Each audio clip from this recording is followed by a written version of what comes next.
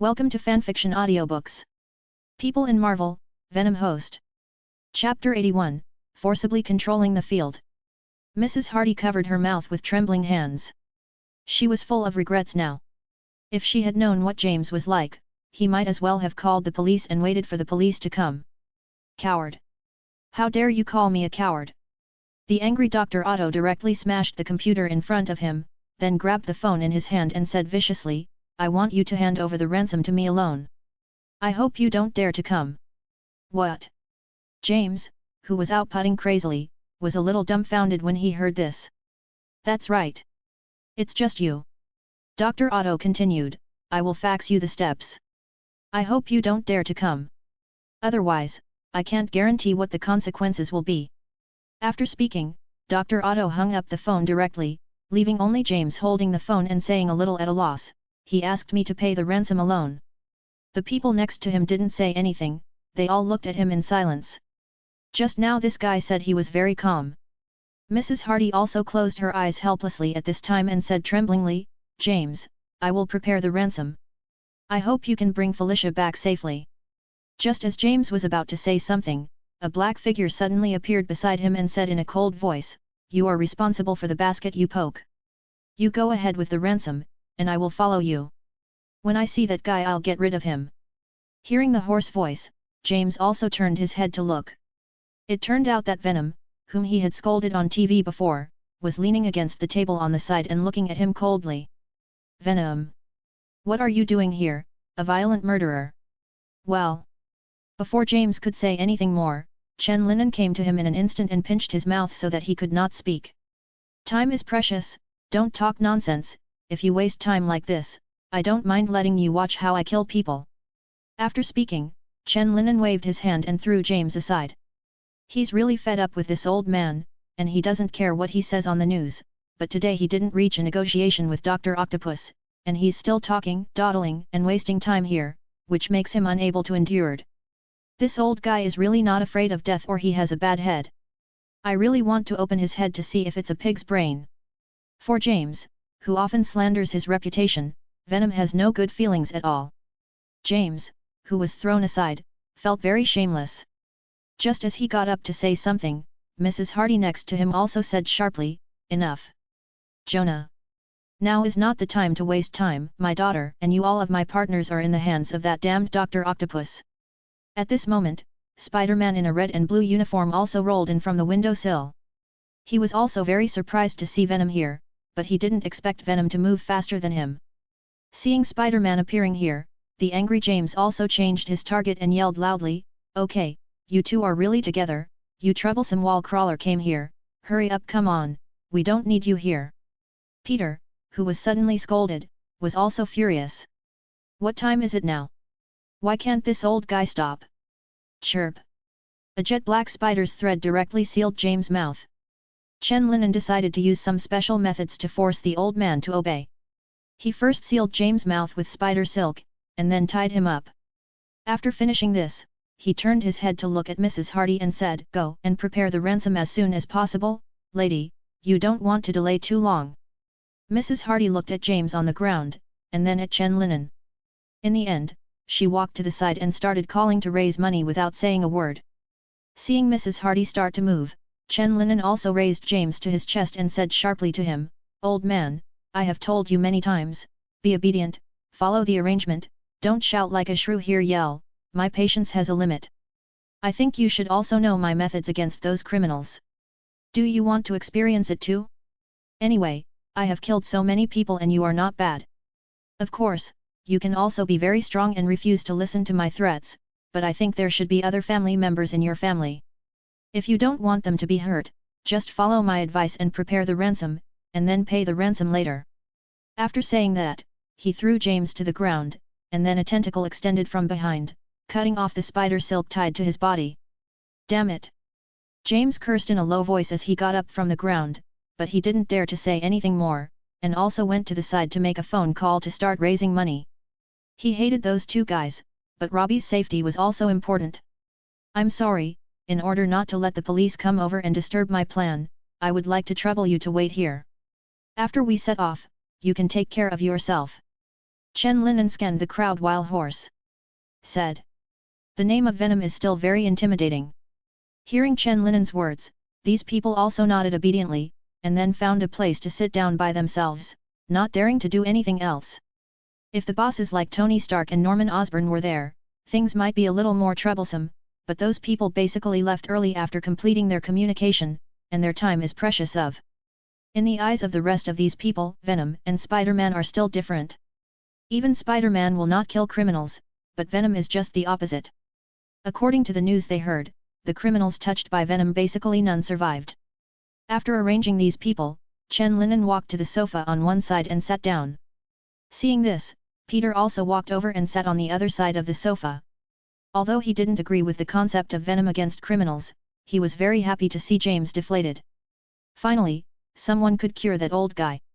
I didn't expect you to come here faster than me today.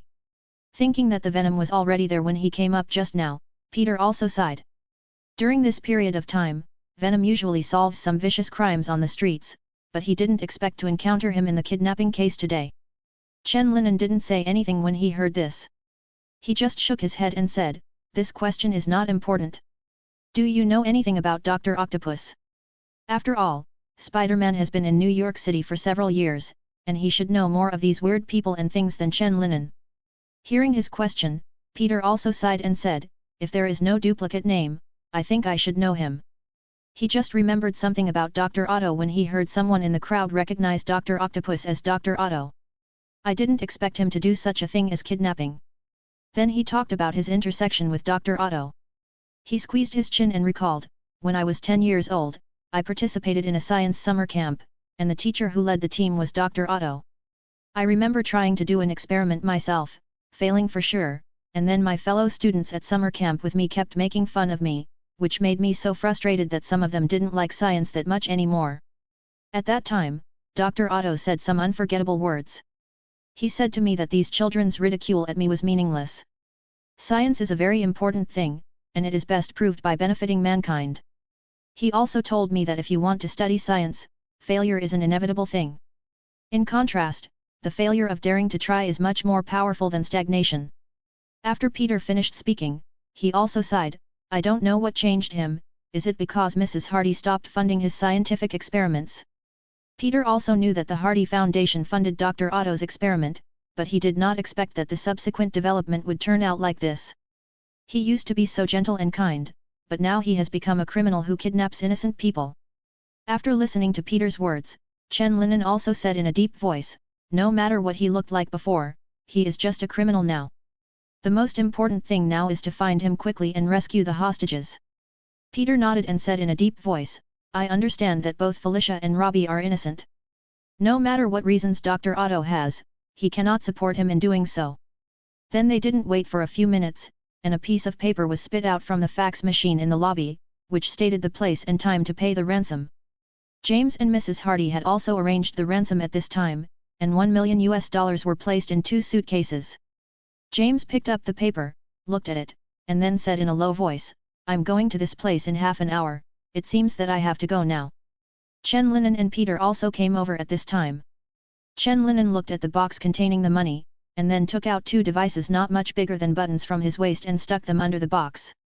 After it's glued on, its color will automatically blend in with the box. If you don't look closely, you won't be able to tell anything unusual.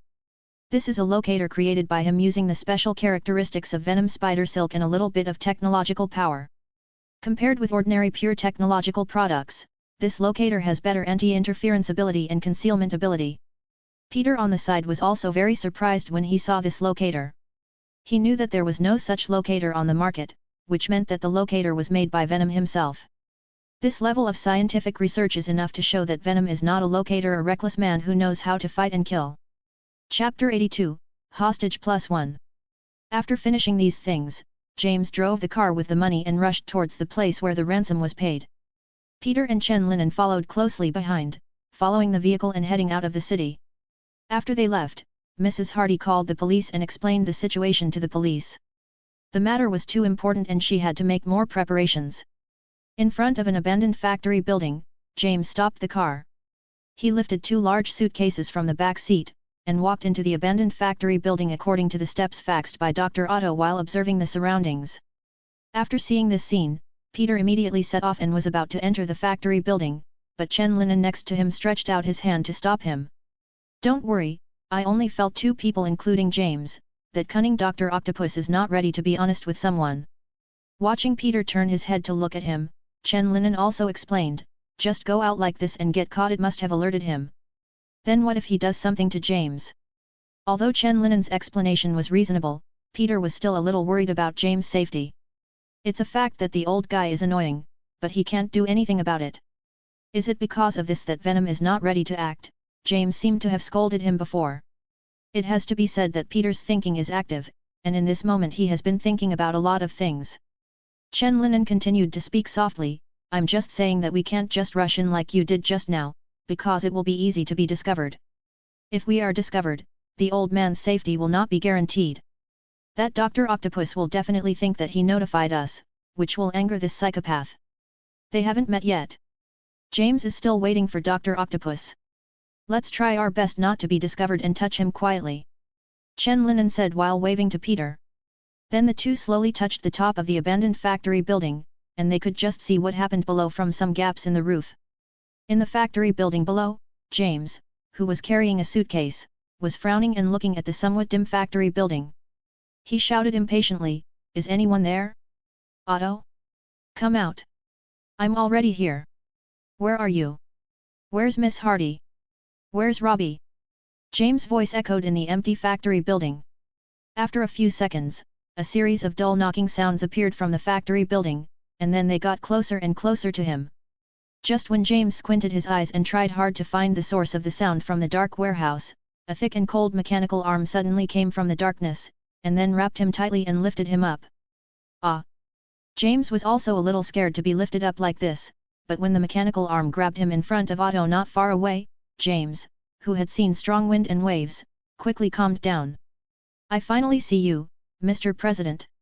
It seems that you have indeed kept our agreement and came alone." Otto, wearing sunglasses, said with a smile. Although the sunglasses hid his eyes, his smile still expressed his affirmation of James keeping his promise and his excitement for the ransom. "I've already communicated with the police, they won't get involved, the ransom is here, and the newspaper is being printed urgently." James said Dr. Otto's previous request. Then after finishing speaking, he continued to ask him, "Where are Miss Hardy and Robbie? Let me see them." "Sorry, I think I have told you once, you are not qualified to negotiate terms with the great Dr. Octopus." Dr. Octopus shook his head, and then ignored James' resistance and directly snatched the suitcase he was holding tightly in his hand with other mechanical arms. "Bastard! What did you do to them? You also got the ransom, we've already discussed it before." Regarding Dr. Octopus's dishonesty, James also cursed angrily. Dr. Octopus directly covered James' mouth with the mechanical hand that was entangled with James, interrupting his breath, and then opened the two suitcases at hand, and checked that they were indeed filled with cash. "I will take you to meet them, but it will cost more to let you go," Dr. Octopus said to James, who couldn't speak, as he walked toward the depths of the warehouse, carrying two suitcases full of cash. "I now have another hostage, and your family and friends will need to pay more to ransom you. Don't worry, I'll call them again later. Mr. President should not be short of money, so the ransom is tentatively set at 1,000 million, how about it?" Dr. Octopus controlled the manipulator to shake James while talking. Seeing the anger on the other party's face, Dr. Octopus also laughed happily. Then they walked into the depths of the abandoned factory. Peter next to him also looked up at Chen Linen at this time. He remembered that Venom had put a locator in the box just now, and now is the time to use it. "Don't worry, their movements are all in my head." Chen Linen pointed to his head while talking. For the position feedback of the special locator, he can directly use the Venom to sense and locate. Hearing his words, Peter also scratched his head in confusion. He didn't quite understand what the other party meant. "Follow me." Before he could ask any more questions, Chen Linen waved to him and walked quietly in one direction. Seeing this, Peter suppressed the questions in his head and walked with Chen Linen. Starting from the abandoned factory, after walking for about 15 minutes, Dr. Octopus finally stopped. Chen Linen and Peter followed from a distance, watching him walk into a large factory with Ransom and James. This large factory is brightly lit and full of Dr. Octopus's experimental equipment. It is unknown how he got this factory into his own hands. Opposite the chaotic and orderly various experimental equipment, Felicia and Robbie were currently being firmly fixed by metal buckles to a wall several meters above the ground with only a protruding horizontal edge under their feet. After Dr. Octopus entered the factory, James was also placed next to them, and his hands and feet were firmly fixed with metal buckles. Okay, Mr. President, now I need to make another call to your family and friends to see if they are willing to exchange you back at some price. Dr. Octopus retracted his mechanical hand after fixing James, and then set his eyes on the phone in front of him. You stinky octopus that doesn't keep your word. We've clearly agreed. James cursed as he looked at Dr. Octopus below. Felicia next to her was also a little scared and puzzled and asked Dr. Octopus loudly, why did we do this? We didn't do anything to apologize to you. Dr. Octopus snorted coldly and said, keep your promise? Didn't you do anything wrong to me? Of course you think so. Everyone will say that, no one has ever done anything to Dr. Octopus. But the truth. Dr. Octopus thumped the table fiercely and said, my family looked down on me, and my classmates at school took pleasure in teasing me. Even if I got my doctorate before I was 20 years old, my colleagues still look down on me. They always laugh at me and laugh at my research and invention as having no future, but in fact they are the fools without brains. They don't know what kind of changes my invention will bring to human life once it is successful. They can't understand at all, and they will never understand how cold fusion can be produced in batteries. Then I found the Hardy Foundation to fund my experiment and they all said your mother was a great friend of science, even I thought so. Having said that, Dr. Octopus looked up at Felicia, with a sarcasm on his face, but in fact, she is just a profit-seeking businessman. I know that I will be able to control fusion energy in the end, but your mother doesn't think so. She thinks my progress in the experiment is still too slow, and finally cut off my funding supply. Without financial support, I can only move my laboratory and experimental equipment to a dilapidated basement, without even basic security. Science is rigorous. It is undoubtedly an extremely risky behavior to conduct experiments in a dilapidated basement. Accidents happen very quickly. After that accident, the cowardly Dr. Otto disappeared and was replaced by the revived Dr. Octopus. Dr. Octopus stroked the mechanical tentacles stretched out in front of him with a gentle and loving expression. These mechanical tentacles have kept me alive, and they have become a part of my body. Dr. Octopus flexibly manipulated the mechanical tentacles while looking at Felicia who was fixed on the wall. Robbie and James said, as for you three, your greatest value is to exchange enough ransom for me. You can also be considered as making your own contribution to Dr. Octopus's great experiment. Telling his own story made Dr. Octopus feel very comfortable. After he finished speaking, he ignored the struggling two people and picked up the phone on his own, planning to demand a ransom from James' family and friends. The greatest use of these people is to provide funds for his experiments. After the money from this extortion is used up, he will continue to use these special but extremely fast ways to raise money, including but not limited to kidnapping and extortion, robbing banks, and so on. Just as he was holding the phone and pressing the numbers one by one, a white spider web shot out from not far away and stuck firmly to his phone. Hey! Hands up, all hands! Chapter 83, Rescue the Hostages. While talking, Peter pulled the phone out of Dr. Octopus's hand, and then quickly shot a few spider threads towards Dr. Octopus. Seeing Peter's sudden appearance, Dr. Octopus also seemed extremely angry. While pulling the spider silk sticking to his hand with his mechanical hand, he cursed at Peter, guy who is in the way. Get out of here. Wow! What a lot of strength! Under the joint dragging of several robotic hands, Peter was also pulled by the spider silk and flew towards Dr. Octopus.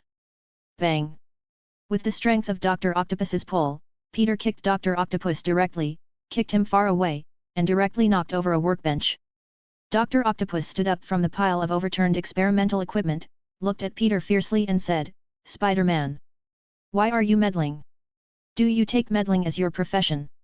Oh, it's just my hobby. After all, this kind of work has no salary and no vacation. Peter said witty words, while flexibly avoiding the tentacles of Dr. Octopus that kept attacking him. Seeing that Peter couldn't be caught just like this, Dr. Octopus also used his mechanical tentacles to pick up the overturned tables and chairs nearby, as well as the steel scrap not far away, and kept throwing them at Peter. No matter how much you dodge, it's useless. The tentacles on my body are directly controlled by my thoughts, and they are even more flexible than my arms. You better be so sensitive all the time, or you will die when I find you." Looking at Spider-Man dodging in embarrassment under his attack, Dr. Octopus couldn't help but grin and said, "These tentacles are the strongest and most powerful weapons, just wait to be crushed by him." Having said so much, what do you do when you take a shower? Will these tentacles help you rub your back?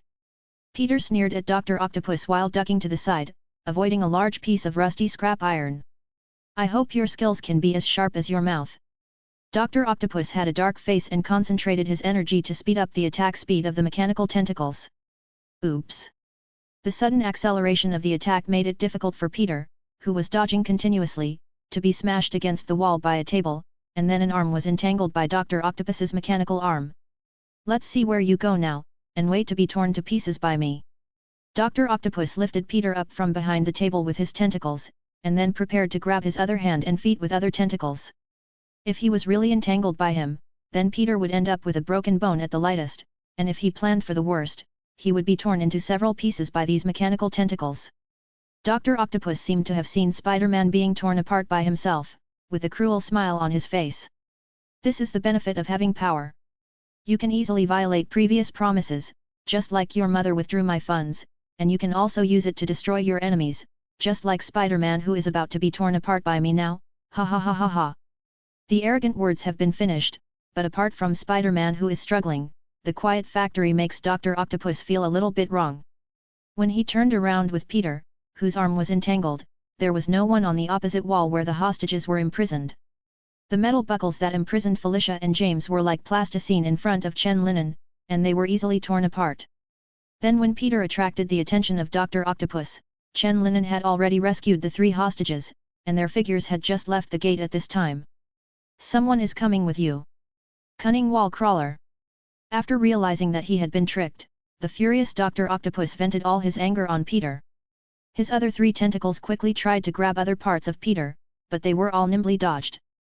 Seeing such a situation, Dr. Octopus directly increased the strength of the only mechanical arm wrapped around Peter's left arm, so that Peter's arm made the sound of bone breaking.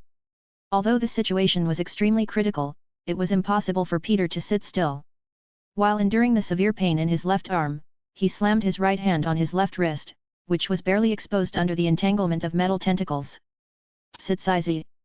A burst of blue electric arc exploded from the spider silk launcher in Peter's left hand, and then passed along the metal arm of Dr. Octopus. Ah! The pain and numbness caused by the electric current directly hit Dr. Octopus's spine through the metal tentacles, causing him to let out a scream.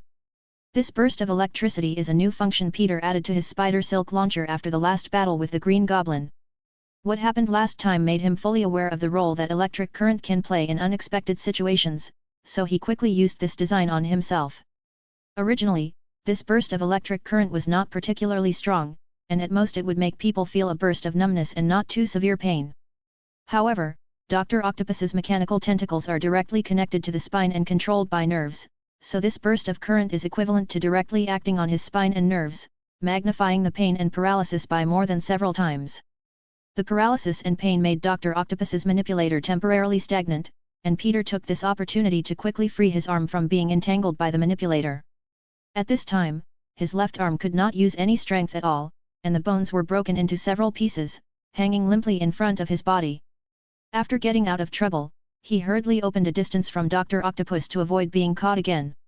At this time, Chen Linen, who sent the hostages out of the factory, also returned to the factory. Looking at Peter's left arm with a broken bone, Chen Linen also raised his vigilance against Dr. Octopus a few points. His mechanical arm is very powerful, don't be caught or entangled by him. Seeing Chen Linen returning, Peter also told him as soon as possible what he had just done fighting with Dr. Octopus. Although it is difficult, bypassing those tentacles and attacking him directly should be the only effective method. Chen Linen also nodded when he heard the words, and then took out a small jar of ointment from his body and handed it to Peter. This is an ointment that can treat trauma. You first find a wooden board to fix your arm, and then apply it. It should pain relief. I know this thing, the trauma ointment of no industry. Peter said in surprise after taking the ointment. He didn't expect that Venom also used this. That's right. After speaking, Chen Linen stopped talking nonsense and rushed towards Dr. Octopus. Chen Linen quickly rushed in front of Dr. Octopus, raising his sharp claws to punch the black tiger out. But those metal tentacles seemed to be conscious, and quickly blocked Dr. Octopus's back, blocking Chen Linen's attack. The collision of the sharp claws and the metal tentacles made a tooth-piercing sound. Although Dr. Octopus hadn't recovered from the pain and paralysis, those tentacles blocked Chen Linen by themselves. Such a situation made him involuntarily think of the venom in his body. It seemed that these tentacles were not as simple as what Otto had just introduced. At this time, Otto also realized that someone was coming again.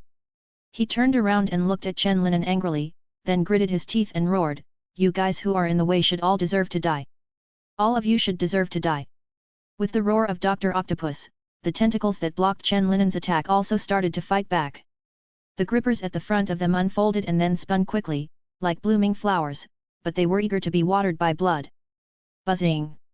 The front end of the tentacle spun and stabbed towards Chen Linen quickly, so fast that there was a sound of piercing through the air.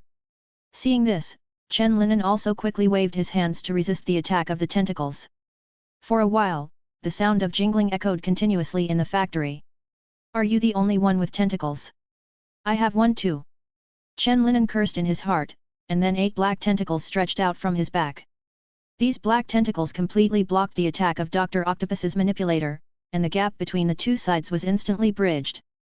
There were even some black tentacles that had a bite in the collision with the mechanical tentacles and directly started to attack Dr. Octopus' body, but none of them could break through the metal armor on his body.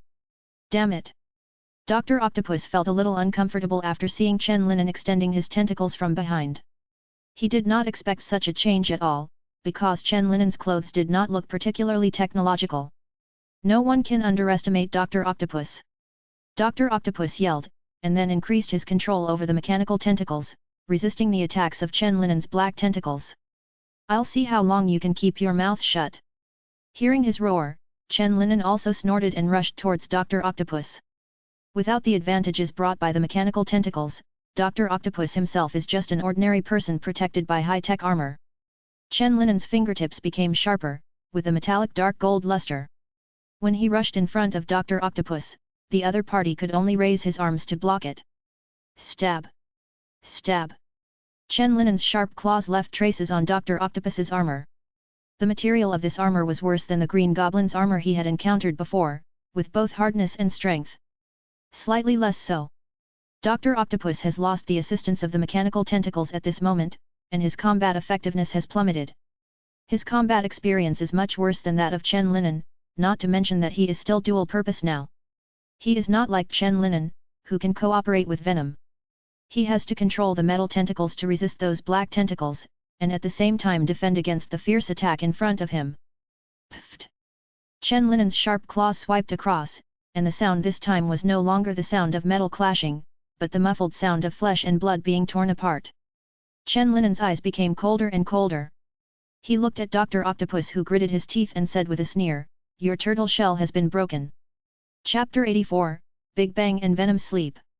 When he finished speaking, several more claw strikes slashed across Dr. Octopus' chest, and the delicate metal armor had been turned into tattered pieces, blood mixed with minced meat, splashing on the dusty floor due to the battle just now. Cough cough. Dr. Octopus coughed, blood slowly spilled from the corner of his mouth, the sunglasses on his face had been shattered into pieces, and his face turned pale due to blood loss. The situation in front of him made him feel desperate. He looked at Chen Linen's cold and narrow eyes, and clenched his teeth tightly. He quickly drew back the 2 mechanical tentacles that were wrestling with the black tentacles, and then quickly detonated them when they retracted to Chen Linen's side. Bang! Bang! The explosion of the mechanical tentacles not only had a strong impact, but also countless metal fragments were ejected with the explosion, sinking into the surrounding facilities, equipment, and people with a strong impact. Although Chen Linen was caught off guard by the explosion, but fortunately there was a package of venom, those fragments did not harm his body, they were all accepted by the venom and thrown to the ground. Ba ba ba! Venom yelled angrily while throwing the metal fragments on the ground, "Why can't I tear it into pieces properly, and have to make some explosions? I'm really uncomfortable." In this sudden explosion, Chen Linen, who was the main target, was not injured, but Peter, who was watching the battle, was cut into the skin by the debris. Fortunately, he was still standing relatively far away, and it was just a scratch. The most serious injury was caused by the sudden explosion of Dr. Octopus. Not only did he lose 2 mechanical arms, but the fragments from the explosion pierced into the chest wound that Chen Linen had broken through, making him even more injured. Dr. Octopus, who had fallen by the wall, also fell into a frenzy when he saw this. He spitting blood, staggered to a console, smashed a tempered glass, pressed the button inside hard, and started the previously set self-destruct program. He originally designed this to clean up the scene after the kidnapping and extortion, but he didn't expect it to be used for him and his enemies to die together. Ahem, you hateful bastards! Since you are so nosy, give me death. Come and bury the great Dr. Octopus. Ha ha ha ha ha. Cough cough. Dr. Octopus stared at Chen Linen and Peter viciously, then yelled loudly while vomiting blood. His eyes were bloodshot and almost overflowing with madness. At this moment, Chen Linen and Peter's brains were frantically warning that an unprecedented death threat was quickly approaching them. Run! Chen Linen and Peter shouted at each other at the same time, and then ran towards the exit of the factory. Peter was closer to the exit, so he ran faster, and quickly rushed out of the gate and ran into the distance. Because Chen Linen was closer to the inside, his speed was slower. Just a second or two after he ran out of the gate, huge flames instantly engulfed the factory. The roar of the explosion was deafening, and the huge impact made the trees not far from the factory stop at the waist break off. The burning factory brightened the dimly lit suburbs at this moment. Felicia, Robbie, and James, who had already run away, also looked there worriedly after hearing the huge roar and the soaring flames. Know what's going on over there? Ahem. Chen Linen slowly stood up from the haystack, and Peter also slowly stood up holding a broken tree in the distance. Hiss. Today is really the most dangerous battle I have ever experienced. I almost thought I was going to die.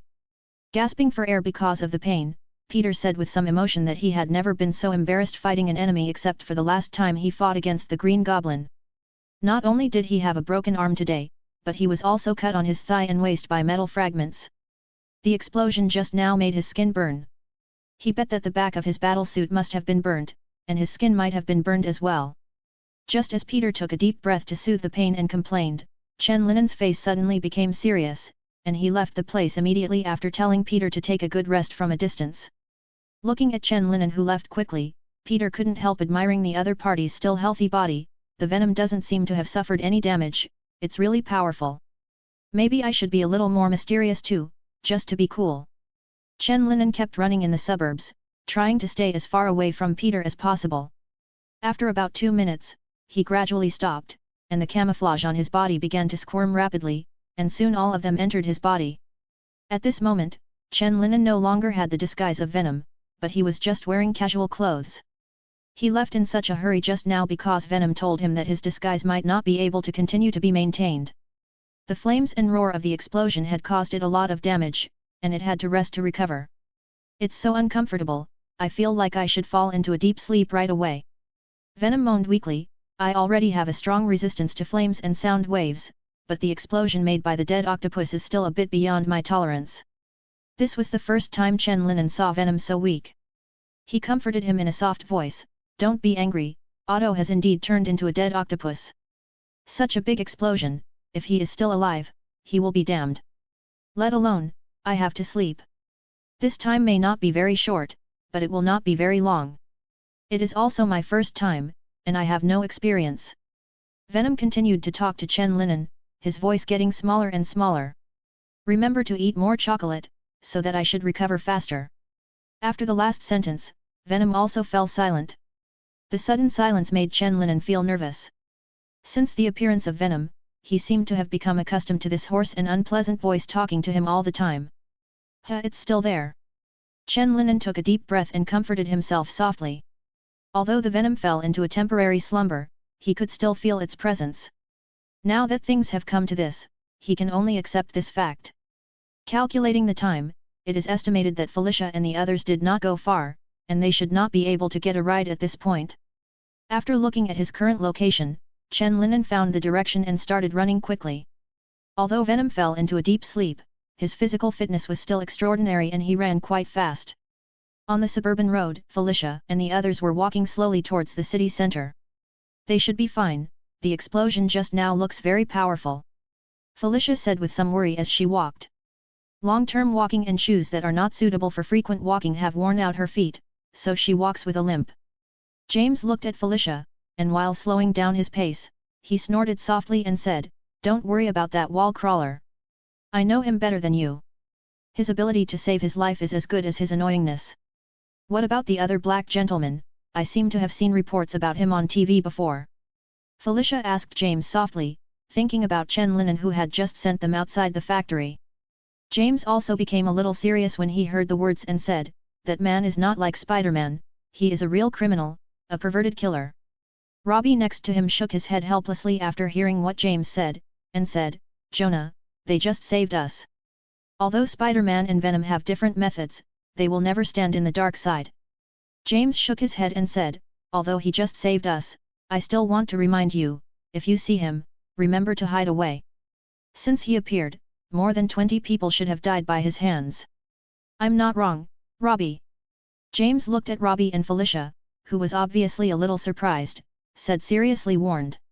He didn't have a good impression of these masked vigilantes, even Spider-Man, who was called a good neighbor, was scolded bloody by him, let alone Venom, who could really kill people. Robbie nodded helplessly. Although he was on the side of Spider-Man and Venom, what James said was true. I remembered. Some time ago, the newspapers were full of news about him. It is said that he would brutally kill criminals, and then leave his own sign to warn other criminals. After James' reminder and warning, Felicia finally remembered a report she had seen before. She usually doesn't pay much attention to the news, unless it's very popular, even if she doesn't take the initiative to pay attention to the hot news, she will automatically gather in front of her eyes before she understands it. That's right, it's him. Maybe you should subscribe to the Daily Bugle to keep an eye on the news, kid. James said helplessly after hearing the words. He didn't expect that such hot news would need to be recalled, shouldn't it jump directly to his eyes when Venom is mentioned? James' words also made Felicia feel a little embarrassed. She really doesn't like newspapers and news very much. In fact, there is an important reason she didn't say it out, that is, she feels that the current media is too subjective and biased, making it impossible for people to see the objective facts clearly, and it will only lead you by the nose. There are many such media, and the most typical one is Mr. James's Daily Horn, because telling the truth will definitely make this gentleman unhappy, so Felicia wisely chose to remain silent. Just as they fell into silence again and walked forward with their heads sullen, a ray of light slowly came from a distance and stopped in front of them. In this dim environment, the sudden light was indeed a bit dazzling, and they all raised their hands, narrowed their eyes, and tried their best to let their eyes adapt to the light quickly. Chapter 85, Jin Bing's Plan. Hello. Can I trouble you to give us a ride? Felicia squinted her eyes and shouted at the people in the car. Finally, there was a car coming here, even if the other party might reject her, she didn't want to give up this opportunity. While they were standing by the side of the road waiting for an answer, a person got out of the car. He walked towards Felicia and said softly, "I'm here to pick you up." Hearing the familiar voice, Felicia also slowly removed the hand that was blocking her eyes, and Chen Linen's familiar face appeared in front of her. Lion. After confirming that the person in front of him was Chen Linen, Felicia also threw herself into his arms.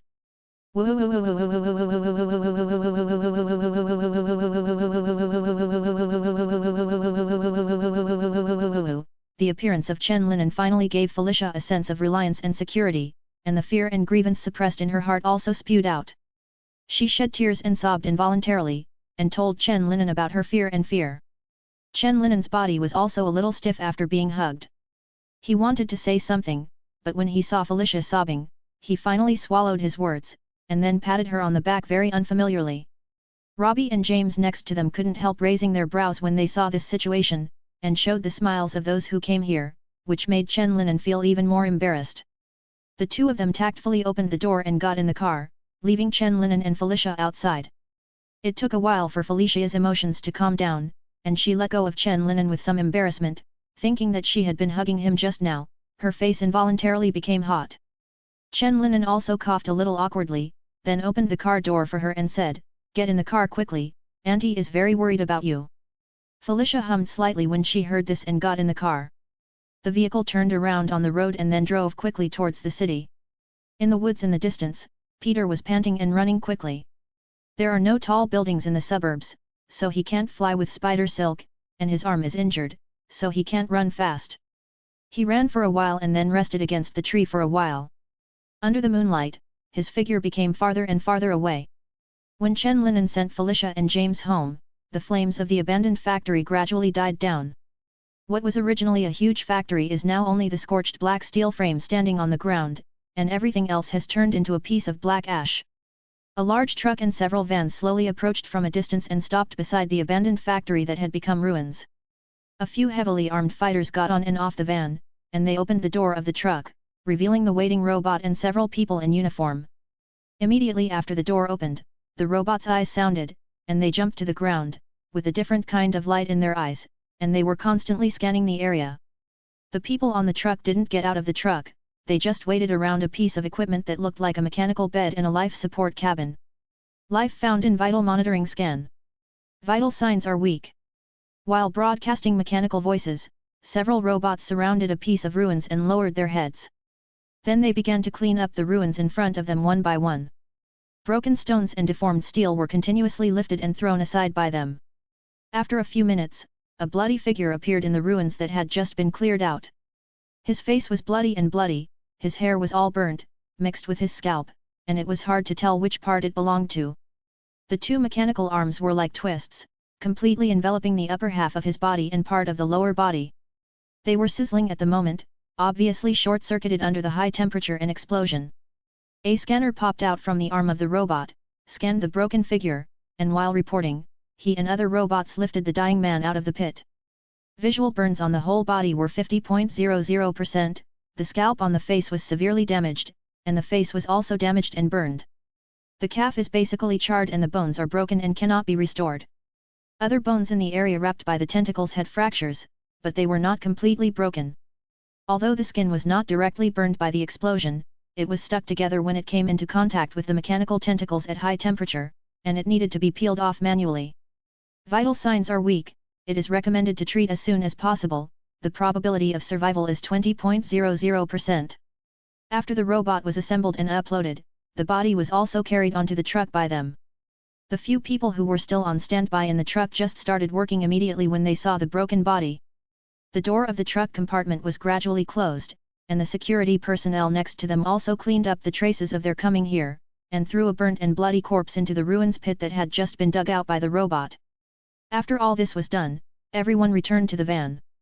The mission is complete, and the police can enter.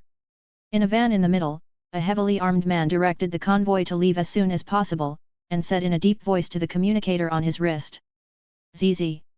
Received, evacuate as soon as possible." Following the response from the communicator, the convoy also slowly left the scene, leaving no trace as if it had never been there before.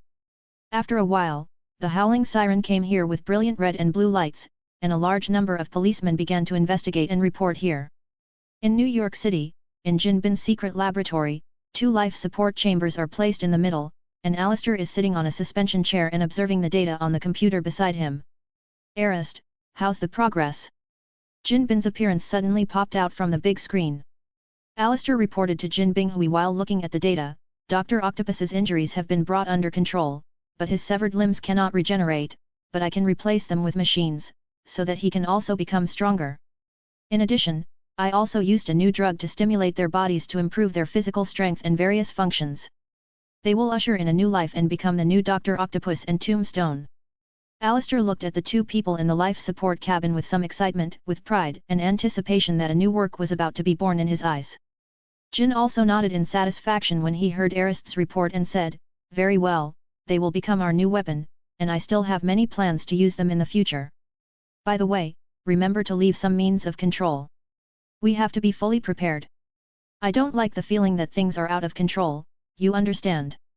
Hearing Jin Bin's reminder, Alistair also nodded and said, "Understood, I will implant remote-controlled explosive devices in the back of their necks, so that they cannot resist our orders." "That's right, I'm looking forward to their completion more and more." Jin Bing also smiled when he heard the words, "I will come back to see it in a few days." After listening to Alistair's report, Jin Bing also closed the computer in front of him and sat back in the chair. The successive appearance of Spider-Man, Venom, and Green Devil made him feel a very urgent sense of crisis. Although he has a lot of armed forces to protect his own safety, the appearance of these super criminals and Venom broke his sense of security. Especially the Green Goblin's previous attack, where if it wasn't for Spider-Man's sudden appearance, he almost lost his life there. Although he wished to tear the Green Goblin into pieces, after realizing that his power could not deal with him now, he simply showed weakness to Norman Osborn. Not only did he no longer mention the loan from the other party and the inventions he had requested before, but he even had further cooperation with Norman Osborn. This is also the reason why he had no follow-up after attacking Venom once, because he suddenly found that he had already established a lot of difficult enemies, and this situation was not what he wanted. To be able to achieve this position step by step, and to make the name of Jin Bing a legend, Wilson Fisk certainly did not rely on brainless development. He is very good at judging the situation, knowing that those people want to kill the grass and roots immediately, and those people can't solve it immediately, or they need to change the method and angle to boil the frogs in warm water. For Venom, the strategy he is adopting now is not to provoke, because the other party has not discovered his existence yet, so he can temporarily hide it. As for the Green Goblin, he wished he could crush the opponent into pieces, but this person was elusive and only listened to Norman Osborn's orders. On the one hand, he didn't have enough strength to deal with the opponent, and on the other hand, he couldn't contact the opponent to instigate him. So in desperation, he could only swallow the anger in his heart, put on a smiling face and cooperate with Norman Osborn, in order to paralyze the opponent. Although he can no longer use debts to directly force Norman Osborn, he can still secretly infiltrate other shareholders of the Osborn Group or force or lure them, in order to achieve the purpose of secretly controlling the Osborn Group. At that time, no matter how unwilling Norman Osborn was, he would have no choice but to know that it was Jin who was manipulating it behind the scenes, because he had already been kicked out at that time. How can a person who has no chips in his hand get on the gambling table? Thinking of this, Jin couldn't help but sneer. When the transformation of Dr. Octopus and the Tombstone is completed, he must crush all those jumping clowns. Whether it's Spider-Man, the Green Goblin, or Venom, none of them can escape. Although Venom doesn't have much intersection with King, his aversion and hatred for Venom is even stronger than Spider-Man. Although Spider-Man is in the way, at most he will put some of his minions in jail. Sometimes a stroke of luck may ruin some of his deals, but this is not a big deal, and the loss is not too big.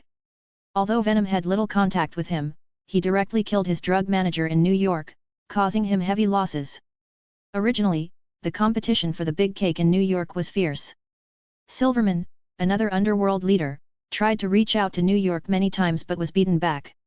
As a result, John Harmon's sudden death led to the disconnection of drug lines in New York. By the time Jin Bin realized it, his power in the entire market had been washed away into a mess. Although he acted immediately to recover some losses, but there is still no way to return to the time when he dominated the drug market. How could the bones that had been eaten be spit out so easily? Jin Bin's thoughts kept circling, from the enemy to his business, and then to the current situation and the secret weapon he was preparing. Chapter 86, Peter's Trouble and the Bank Robbery. Time flies by so peacefully, autumn has passed in the blink of an eye, and the new year is about to usher in. At the end of 2009, Chen Linan lived a relatively leisurely life. During this period of time, New York City seemed very peaceful. There were no strange people suddenly appearing, and even some vicious crimes were much less than before. However, although there are fewer, it is not completely absent. As long as there are human beings, some vicious cases will never disappear, because not everyone can control the evil thoughts in their hearts. On the side of the street in the evening, at the gate of a large bank, a dozen police cars were parked outside in a semicircle at this moment. The policemen in the cars were wearing thick autumn and winter uniforms, looking at the closed bank with serious expressions. Those inside, you are surrounded. Putting down your weapons and surrendering as soon as possible is your only option. A bearded police officer was holding a loudspeaker and speaking loudly to the gangsters who robbed the bank and took many hostages inside. Maybe it was because the weather was too cold, maybe it was because the voice was too loud, the beard on the bearded police officer's lips was trembling all the time, and the tiny snowflakes were breathed into water droplets as soon as they fell on it, and then fell to the ground along the beard. Your 10-minute preparation time, we need 2 cars to leave here, and I will kill a hostage in 1 minute overtime. A burly man with a black hood and a very rough voice shouted to the police outside. My patience has a limit.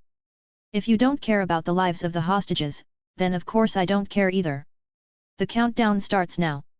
Hearing the rampant remarks of the robbers inside, the bearded police officer also hammered the roof of the car angrily to vent his anger. After hammering, he turned to the policeman next to him and said, "Go prepare 2 cars, and remember to install the most concealed positioning device on me." The policeman next to him nodded when he heard the words, and then went back to make arrangements. The bearded policeman picked up the walkie-talkie in his hand after ordering the car, and said anxiously, "Have the special forces come? Where's the sniper?" "The special forces are coming soon, and the snipers are looking for the commanding heights." A noisy voice came from the walkie-talkie, replying to the words of the bearded police officer. "Damn! These robbers who deserve to go to hell!" The bearded police officer cursed angrily. He cleared up the relationship for a long time a while ago, and finally got a response that he could continue to climb a step. Who knew that this kind of thing happened today? If he can't handle it well, he won't even talk about climbing up a step, and he won't even talk about whether he can keep his current position. The sound of the helicopter overhead was slowly approaching. The bearded police officer looked up and saw that the logos of different media were printed on the helicopters, especially James J3 Media was the most conspicuous. Looking at the helicopter circling like a fly above, the bearded police officer felt even worse. Now every step he made would be magnified to the eyes of the whole New York and even the citizens of the whole country. Damn! Damn! The bearded police officer, who was getting more and more irritable, kept pacing and cursing, without a specific subject, and he didn't know who he was scolding. On the building not far from the bank, Spider-Man Peter Parker was standing on the roof and looking down. He should have jumped down and sneaked into the bank immediately, and then fought the gangsters inside. But at this moment, some strange changes had taken place in his body, and these changes made it impossible for him to jump downstairs without hesitation like before. "It's too bad. My spider ability has disappeared again." Peter put his hand on the fence on the roof to feel whether there is the same sense of adsorption as before, while thinking extremely depressed and anxious in his heart. When he jumped from the top of the opposite building just now, his spider ability suddenly disappeared again. If he hadn't reacted quickly and shot out the spider silk to climb up in time, he might have fallen directly from the upstairs. The force of pulling the spider silk just now made his arm feel a pain, and the disappearance of the spider's ability made his physical fitness no longer what it was before. You must know that it is impossible to fly with the strength of ordinary people, because the effect of gravity and the upward pull of the spider silk will instantly break his arm when he falls. Peter didn't know what happened to him recently. His spider ability suddenly started to come and go. At first, he thought it was because he was too tired and didn't have a good rest. For this reason, he also gave him a full day of rest. He really felt good after the first rest, but soon his body lost his ability again. What should I do? There are so many thugs with guns that I can't solve in my current state. Looking at the situation below and the time slowly passing by, Peter felt extremely anxious. Whether he gets hurt is secondary. What he worries about is that if the robbers are not completely dealt with, what will happen if these angry desperados kill the hostages indiscriminately? Just when Peter gritted his teeth and made up his mind to give it a go, he saw a black figure suddenly appearing on the street outside the bank. Chen Linen was standing on the street next to the bank at the moment, because he was standing relatively concealed, and now everyone's attention was on the bank and the robbers, so not many people saw him. When Peter saw Chen Linen also saw him. Although he was puzzled as to why Peter stood still on it, Chen Linen didn't hesitate, and kept thinking about how to deal with the robbers inside without hurting the hostages. After thinking for a while and having a plan in mind, Chen Linen immediately walked aside and found an entry point from the bank plan and detailed information sent from his secret laboratory computer. While Venom was sleeping, not only did his combat skills improve rapidly, but he also used his own laboratory and whimsy to add many small designs that are convenient for combat. Accessing the database of the secret laboratory is one of them. Chen Linen found the back door of the bank from the map, and then sneaked in quietly from there. Next to the small door on the side of the bank, a robber wearing a black hood was standing guard here with a gun. His task was to keep an eye on the small door and immediately notify the accomplices inside if something unexpected happened. Just as he was slowly pacing aside in front of the door, and then turned around to continue the process, a sharp blade suddenly pierced through the door, and then went straight into his throat. A lot of black blood gushed out of the robber's mouth as the blade pierced it. The blood was blocked by the hood, and then slowly seeped in without spraying a single drop. Without a sound, a robber was quietly killed. After the robber died, the small door he was guarding slowly opened. Chen Linen entered sideways from the outside. Then, while retracting the short knife stuck in the door, he slowly placed the robber's body on the ground. At first, Chen Linen used a long straight knife, but later in the battle he found that the long straight knife was too long, and the small time when it was unsheathed would affect his fighting rhythm, so he replaced the knife with a blade length of 45 cm dagger. After switching to a short sword, Chen Linen's fighting became much smoother. In addition, he would sometimes smear blood-sealing poison on it, which would greatly improve the smoothness with which he could deal with his opponents. After Chen Linen placed the robber's body, he continued to grope in silently. Before reaching the lobby where the robbers gathered, he dealt with 2 guards, also without making a sound. There are still 3 kidnappers. Taking into account their scattered positions and the impact of the hostages, the remaining minutes should be able to solve the problem. Chen Linen stood in the aisle not far from the hall. Through the infrared structural perspective and thermal imaging technology on his eyes, he could see the positions of people outside. The Venom is sleeping, and he can't perceive it directly like before, otherwise it wouldn't be so troublesome. After all, the perception of Venom is convenient and clear. Thinking of this, Chen Linen also missed Venom a little. Although that guy had a hard time singing and speaking, he was still a bit uncomfortable now that he couldn't hear it. Withdrawing his divergent thoughts, Chen Linen also took a deep breath, adjusted his state and prepared to attack. He first took out 2 smoke bombs, then pulled them apart and slowly threw them out. He had just borrowed them from the police outside. After all, it happened suddenly, and he couldn't make enough preparations. If he can make good preparations, he can directly prepare 2 drugs from the laboratory, so there is no need for such trouble now. Unfortunately, imagination is imagination after all, and reality still has to be faced. Thick white smoke soon filled the air, filling the entire space, and the kidnappers inside were not fools. They realized something was wrong the first time the smoke bomb rolled in. Just as one of the kidnappers was subconsciously grabbing towards the place where the hostages were squatting, a knife flashed from the side instantly, cutting off his outstretched arm at the root. The toxin spread rapidly from the wound, and within 2 seconds the kidnapper was foaming at the mouth. The blood vessels on his face were quickly dyed black, his whole body twitched and lost his breath.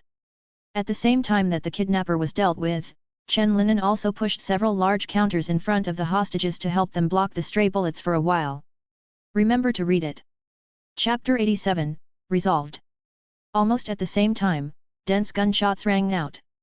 Although they were all invisible in the dense fog, it was correct to shoot at the place where the hostages were, because no matter who came, his purpose must be to rescue the hostages.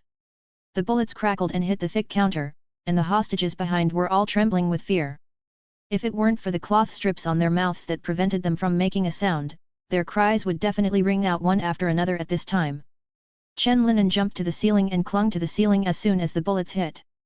Looking at the robbers who were firing violently below, he also pulled out his pistol and called these people by name. Bang! Bang! Bang! Bang! Dot! The bullets shot out from the pistol in Chen Linen's hand, and rushed into the heads of the robbers below with each shot. The bullet passed through these people's heads obliquely from above, and the huge impact force made the bullet pass through their heads and took away the back of their heads. All of a sudden, red blood and white brains splashed all over the ground. These robbers were not fools. After realizing that the situation was not good, they hurriedly found their own bunkers and hid their bodies behind. The burly man who was the leader of the robbers also realized how tricky things were at this time. He knew that the police would not dare to take such a risk to break in directly, so the person who came now was either Spider-Man or that Venom. I have never heard of Spider-Man killing people directly, so the current opponent can only be Venom. The burly robber has done enough homework before doing this ticket, and also preset the surprise attack of Spider-Man or Venom. The best situation is that before these 2 people arrived, he had already taken the banknotes and his accomplices and ran away in the car provided by the police. He knew that the police would definitely do something wrong, so he made corresponding arrangements for it. The worst case scenario is that they rush over within 10 minutes to meddle in their own business. The plan of the burly robbers is to use hostage threats and heavy firepower to suppress them. The burly robber didn't think how powerful these 2 masked guys were. After all, in his perception, no matter how powerful they were just one person. He didn't believe that he and his accomplices had nearly 20 people and had enough firepower to deal with them. Legends of these disasters are always exaggerated to those who haven't faced the storm, and that's obviously how the burly robber understood Spider-Man and Venom. But soon he really realized the difference between these 2 people and them, and he recognized himself before he died. Seeing that the effect of the bullet had reached its maximum, Chen Linen also put back his pistol, then drew out his short knife, and quietly climbed from the ceiling to the head of a robber. The bright knife light flickered again, and Chen Linen stood upside down and inserted the two short blades through the kidnapper's eyes, and then quickly retracted them. Amid the brief screams and gunshots that immediately followed, Chen Linen's figure disappeared like a ghost again, blending into the thick grey-white smoke. The lobby of the bank was extremely quiet at this moment, only the robbers were breathing deeply and nervously. They held a pistol in one hand and a dagger or short knife in the other, leaning on the bunker and constantly looking around to be on guard. Suddenly, a black figure appeared in front of a robber. Seeing this, the robber immediately pulled the trigger towards this figure. But Chen Linen moved quickly with his super reflexes, and before the second bullet was fired, he had already slashed the knife across the robber's neck. Blood gushed out from the severed neck artery like a fountain, and as the corpse fell, a large area was dyed red. "Come to my side. Let's get together!" The leading burly robber shouted in a low voice. He realized that the dispersal would only be dealt with by Venom one by one, so they had to get together. Hearing the leader's voice, the remaining 8 robbers also quickly gathered towards him. In the process, Chen Linen took the opportunity to wipe the necks of 2 more robbers. So when the remaining robbers gathered around the burly robber, there were only 7 people left including him. "Damn Venom!" The burly robber gritted his teeth and cursed secretly. It has only been 2 minutes since the smoke bomb appeared, and 12 of his accomplices have died. He and the few people who were sent out to guard the gate were also counted among them. Under such circumstances, someone sneaked in, and he knew their fate with his knees. "Boss, what should we do now?" a robber asked with a trembling voice. He didn't expect how the promise of making a fortune would suddenly turn into what it is now. "You are in a group of 4, and we are in a group of 3. Guard your surroundings and the top of your head, and walk slowly from here to there," the burly robber arranged in a deep voice. "It won't be long before the smoke bomb dissipates. As long as he lasts for a while, he won't be able to take advantage of his field of vision. Let's see where he will go." Not far away, Chen Linen was leaning against a pillar. Hearing the robber's analysis and arrangements, he nodded in agreement. This person's analysis was correct. The reason why he was able to kill more than a dozen people by himself was because of the cover effect brought by the smoke bombs, because it was beneficial for him to defeat them one by one. At this time, the thick grey smoke has faded a lot. Chen Linen must seize the time to deal with the remaining people quickly, otherwise after the smoke dissipates, they can see themselves as long as they shoot violently with their guns. Give him a lot of trouble. It's useless to know that holding a group is useless. After all, I can also use guns. Times have changed, and I don't have any strange habit of resolutely not using hot weapons. Chen Linen looked at the rifle that fell next to him, and the corners of his mouth under the mask slightly curled up. A few seconds later, the remaining 7 robbers were moving slowly in formations of 3 and 4. Suddenly there was a surge of gunfire, and a barrage of bullets struck from the side, and the unprepared robbers were immediately knocked down to the ground. The burly robber and the robber standing behind were fortunately blocked by the bullets by their companions, and temporarily escaped the fate of being knocked down. Just as they staggered to find cover and were about to shoot back, the gunfire that was still going on just now suddenly stopped, and a black figure rushed in front of them. The bright knife light streaked across the air, like a crescent moon, and a robber was cut in half with the gun and palm in his hand. He screamed terribly, then began to foam at the mouth, fell to the ground and lost his breath. "Damn it!" the burly robber roared, venting his anger at Chen Linen in front of him with his gun. Chen Linen stepped on the ground hard, jumped up from the ground very lightly, and then fell behind the robber. While he was flipping forward, his blade also cut across the neck of another robber, sending the robber and his companion to hell one after another. In an instant, only the burly leader was left among the robbers in the venue. The muzzle of his gun was lifted up with Chen Linen's figure, but the bullets were always one step slower, and none of them caused the slightest damage to the enemy. After Chen Linen landed, the leader also roared and rushed up. Even if he died, he would bring this nasty guy with him. Seeing the burly robber rushing up, Chen Linen also threw the short knives on the ground, letting them plunge straight into the ground. Then he stepped on the spot, bent his elbows facing the robber, and hit the opponent's chest with his elbow straight before the opponent's fist waved to his face. Crack!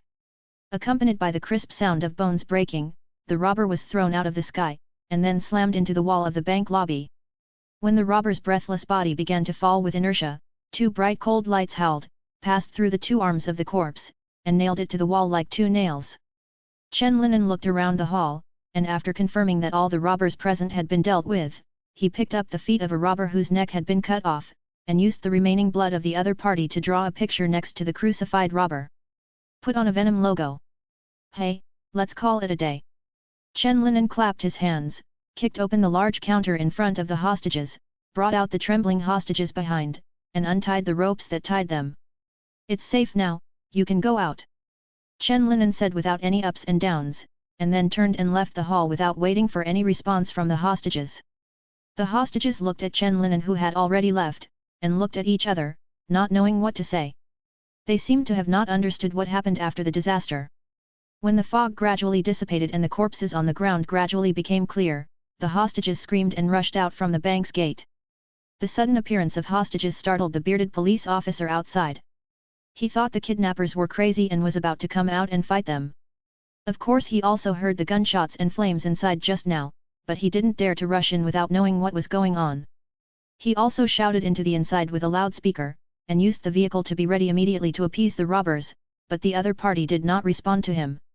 Seeing that all the hostages had escaped, the bearded police officer slowly approached the bank with a team of special police officers.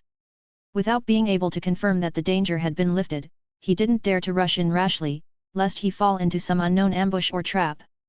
After the pathfinders in front indicated that there was no problem, the bearded man also led the rest of the people into the bank.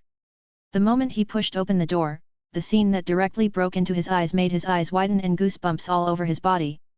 In the bank, there was only a faint amount of grey smoke left, and there were many corpses lying here and there in the hall with blood and brains all over the smooth tiles. On the side wall, a robber wearing a black hood was nailed to the wall. His head was drooping, his arms on either side were raised at a slant, pierced by two knives whose blades had sunk into the wall. Next to his corpse, a black and red Venom logo was drawn beside it. The big split mouth and upturned eyes seemed to be endowed with a soul in such a scene, which looked particularly terrifying and creepy. Chapter 88, The Problem of Spider Ability. On the top of the building near the bank, looking at the hostages rushing out of the bank above, Peter's heart was finally relieved. Fortunately, there is Venom. Peter thought to himself with a long breath. If he failed to rescue the hostages due to his sudden change, and if something happened to those people, he would never forgive himself for the rest of his life. What happened? It's not your character to watch the battle upstairs. Chen Linen suddenly appeared on the guardrail on the other side of the roof of the building. He looked at the somewhat dejected Peter, his voice was as smooth and hoarse as ever, without any fluctuations. Looking at Chen Linen who was walking slowly, Peter smiled wryly and said, I was planning to go down, but something happened suddenly, if I hadn't reacted quickly, you might see me falling into mud now. Spider-Man will fall to his death? If such a thing really happens, even that old fellow James will have to doubt its authenticity. Hearing Peter's self-mockery, Chen Linen also said softly with a slightly undulating voice. The possibility that Spider-Man will fall to his death is the same as that a fish will drown in the water. Chen Linen really can't think of any kind of accident that would cause Peter to say this. Is the silk shooter suddenly broken? But even if the spider silk launcher is broken, as long as he touches an object, his bioelectric adsorption will not make him lose his strength and fall to his death. Like the previous battle with the evil spirit, it was really difficult to focus on falling directly from the aircraft because of the special circumstances, but even then Peter didn't suffer too much damage. It's true, my spider ability suddenly disappeared, and I returned to the state of an ordinary person. When the ability disappeared just now, I was on the wall of the building. If it wasn't for the spider silk launcher, I would have fallen to my death. Peter said in a deep voice, his voice was full of distress and irritability. The originally normal spider silk flying is completely impossible for me now that my ability has disappeared. My arm was almost pulled off just now, and it is still hurting now. As Peter spoke, he turned his left arm, and it could be seen from the unconcealed gasp that he really felt bad. Peter's statement made Chen Linen realize the seriousness of the matter. If he did not understand the reason why this ability suddenly disappeared, Peter, who continued to be Spider-Man, might die at any time. Maybe you should rest for a while. Chen Linen said his suggestion in a deep voice, if you don't do this, your life as Spider-Man will be in danger at any time. Peter also lowered his head when he heard the words, he knew that Venom was right, this time he reacted in time, so he didn't fall to the ground. But if he faces a robber with a gun next time, can he dodge the bullet as easily as he does now without the spider sense? Even if he doesn't meet a robber with a gun, just a knife or an accidental fall from upstairs is enough for him to drink a pot. Oh, you are right, I really need to study the changes in my body. Peter sighed and said softly. If this situation is not solved, he may have to retire early. Venom is worried about his own safety as Spider-Man continues to fight crime, but Peter actually has deeper worries besides this. He was still afraid that he would turn into some terrible monster. During this time, not only his spider ability would suddenly disappear, but also his ribs and heart on both sides often felt uncomfortable. This situation made him worry from time to time whether he would turn into a humanoid spider and grow a few more arms. If such a situation would really happen, it would be harder for Peter to accept than turning back to an ordinary person. He didn't want to hurt Aunt May and the neighbors around him, and he didn't want to turn into a monster and cause irreparable harm to the citizens of New York. Thinking of this, Peter turned to Chen Linen and said seriously, if I turn into some kind of monster in the future, please do not hesitate to get rid of me. I will try my best to notify you in time when I feel something is wrong. By the way, is there any way I can contact you? Chen Linen was also a little dazed after hearing Peter's advice to him, and realized that Peter was really worried about this issue. If Venom were still awake, he would definitely call him a fool. Chen Linen thought to himself. He was silent for a moment, and then took out a small device from the hidden tool bag on his waist. It was similar in shape to a watch, but thinner and lighter. There is only one screen on the square dial, and the strap can also be removed to put it directly in the tool bag. This is a communicator to contact me. Its function is to send me emergency signals and edit text messages. Although the function is simple, it is very confidential and safe. Chen Linen handed the things to Peter and explained the functions to him. If the situation is very urgent, it will activate the positioning function when sending the signal, but you can choose the switch yourself, and the positioning will not be activated under normal circumstances. Peter took the communicator and listened to Chen Linen's explanation of it. He also looked up at Chen Linen, and then said softly and firmly, I believe you. Hearing Peter's words, Chen Linen also had a smile on his lips, but when responding to his words, Chen Linen still said in a calm voice, thank you for your trust, so if that happens, I will act faster. Ha ha ha, then I'm relieved. Peter laughed loudly. After hearing Chen Linen's promise, he also had some confidence in his heart. In this way, if the worst happens, he doesn't have to worry about hurting others. The venom is so powerful, it will definitely get rid of him quickly. Hearing Peter's relieved laughter, Chen Linen didn't say anything. He turned around and walked to the edge of the roof, then looked back at Peter and paused before jumping off and said, before the worst happens, you still have the opportunity to find a solution to the problem. Don't give up hope easily. If you die, it will be a headache for one person to maintain the law and order of the entire city. Don't cause me such trouble. Before Peter could reply, Chen Linen, who had finished speaking, jumped off the roof of the building. Peter was also taken aback when he heard the words, and then chuckled and murmured, if I die, the criminals should be the ones who have a headache. Venom's concern is really special, but from this point of view, he is not as cold as he appears. It's so mysterious. Peter looked at the building in the distance and sighed. After sighing, he scratched his head and said, but isn't it cool to have a mysterious guy as a friend? After speaking, Peter also turned and walked towards the elevator of the building. He shook his head and murmured as he walked, I should have let him take me down with me just now, but now I'm going to squeeze the elevator again. I may be the worst superhero in the world. In New York City, in Kim Bin's secret laboratory. The burly Jin Bing was looking eagerly at the secret laboratory behind the glass. Beside him, Alistair, who was sitting on a suspension chair, was methodically pressing the operation buttons and joysticks in front of him, controlling many mechanical arms in the laboratory remotely. In the laboratory, Dr. Octopus and Tombstone are hanging in the center, and the mechanical arms controlled by Alistair are completing the last work on them. These arms are mainly concentrated on Dr. Octopus, because his body is severely damaged and there are many places that need to be repaired and strengthened. Dr. Octopus was completely naked, and his two legs started at the joint where the thigh connected to the calf, and they had completely turned into mechanical legs shining with metallic luster. His badly damaged scalp has grown back with thinning hair, and the upper left of his cheek has been replaced with metal, as the left eye and skin were completely destroyed by flame burns. The discarded left eye in the middle of the metal has been replaced by a mechanical eyeball, and it is flashing red light at this moment, trembling and shrinking unconsciously, undergoing final adjustments. Unlike the transformation of Dr. Octopus, the tombstone next to him did not have any organs or body parts replaced with machinery. Alistair just injected him with an improved and strengthened experimental medicine. This medicine will damage the various organs of the tombstone's body and shorten their lifespan, but at the same time, it will also strengthen the mutation of the tombstone itself in all aspects. The color of his body has changed from the original stone-like grey to a deeper and richer grey, and the muscle lines and tissues of the whole person have become stronger, visible to the naked eye. Now, when injecting nutrient solution and some reagents into the strengthened tombstone, Alistair needs to use a diamond-polished drill bit coupled with high-speed rotation. Moreover, after the injection is completed, the small wound caused by the diamond drill bit will completely disappear within a few minutes, and it will return to its original state. This change fully demonstrates how huge the change of the tombstone is. It's really an exquisite work, Alistair, you really didn't disappoint me. Jin Bin looked at the two newborn bodies inside, and praised Alistair with a smile on his face. Such a result is enough to show that the money he invested has maximized value, and Alistair has perfectly transformed these two people. The powerful humanoid weapon was finally formed, and he could finally carry out his own plan. Thinking of this, the smile on Jin Bing's face became even brighter, as if he had seen the enemies he had been thinking about die tragically in front of him. Remember to read it. Chapter 89, Taming. Aristo also raised the corner of his mouth when he heard the words, and continued to introduce the details of the two inside to Jin proudly.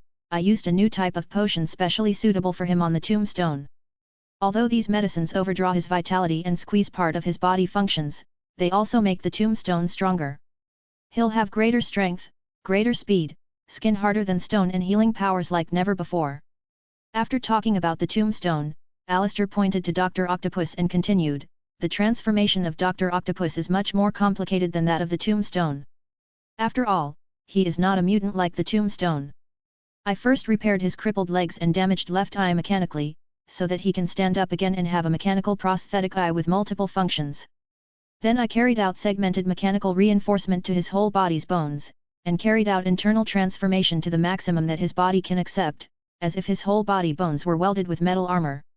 This transformation not only solves the problem that the prosthesis is too heavy to move, but also allows his body to be mechanically strengthened differently from the tombstone, which greatly improves his physical qualities. I also restored his tentacles, and strengthened and improved their materials. I even improved the connection between him and the tentacles. Now he can command these little guys faster and faster. Alistair became more and more excited as he talked. He was really satisfied with these two works, and even provided him with a lot of inspiration for making Spider Killer to a certain extent. After listening to Alistair's explanation, Jin Bing's eyes became more greedy and hot. His money was indeed not in vain. With these two big killers, his plan can start. Very good, very good.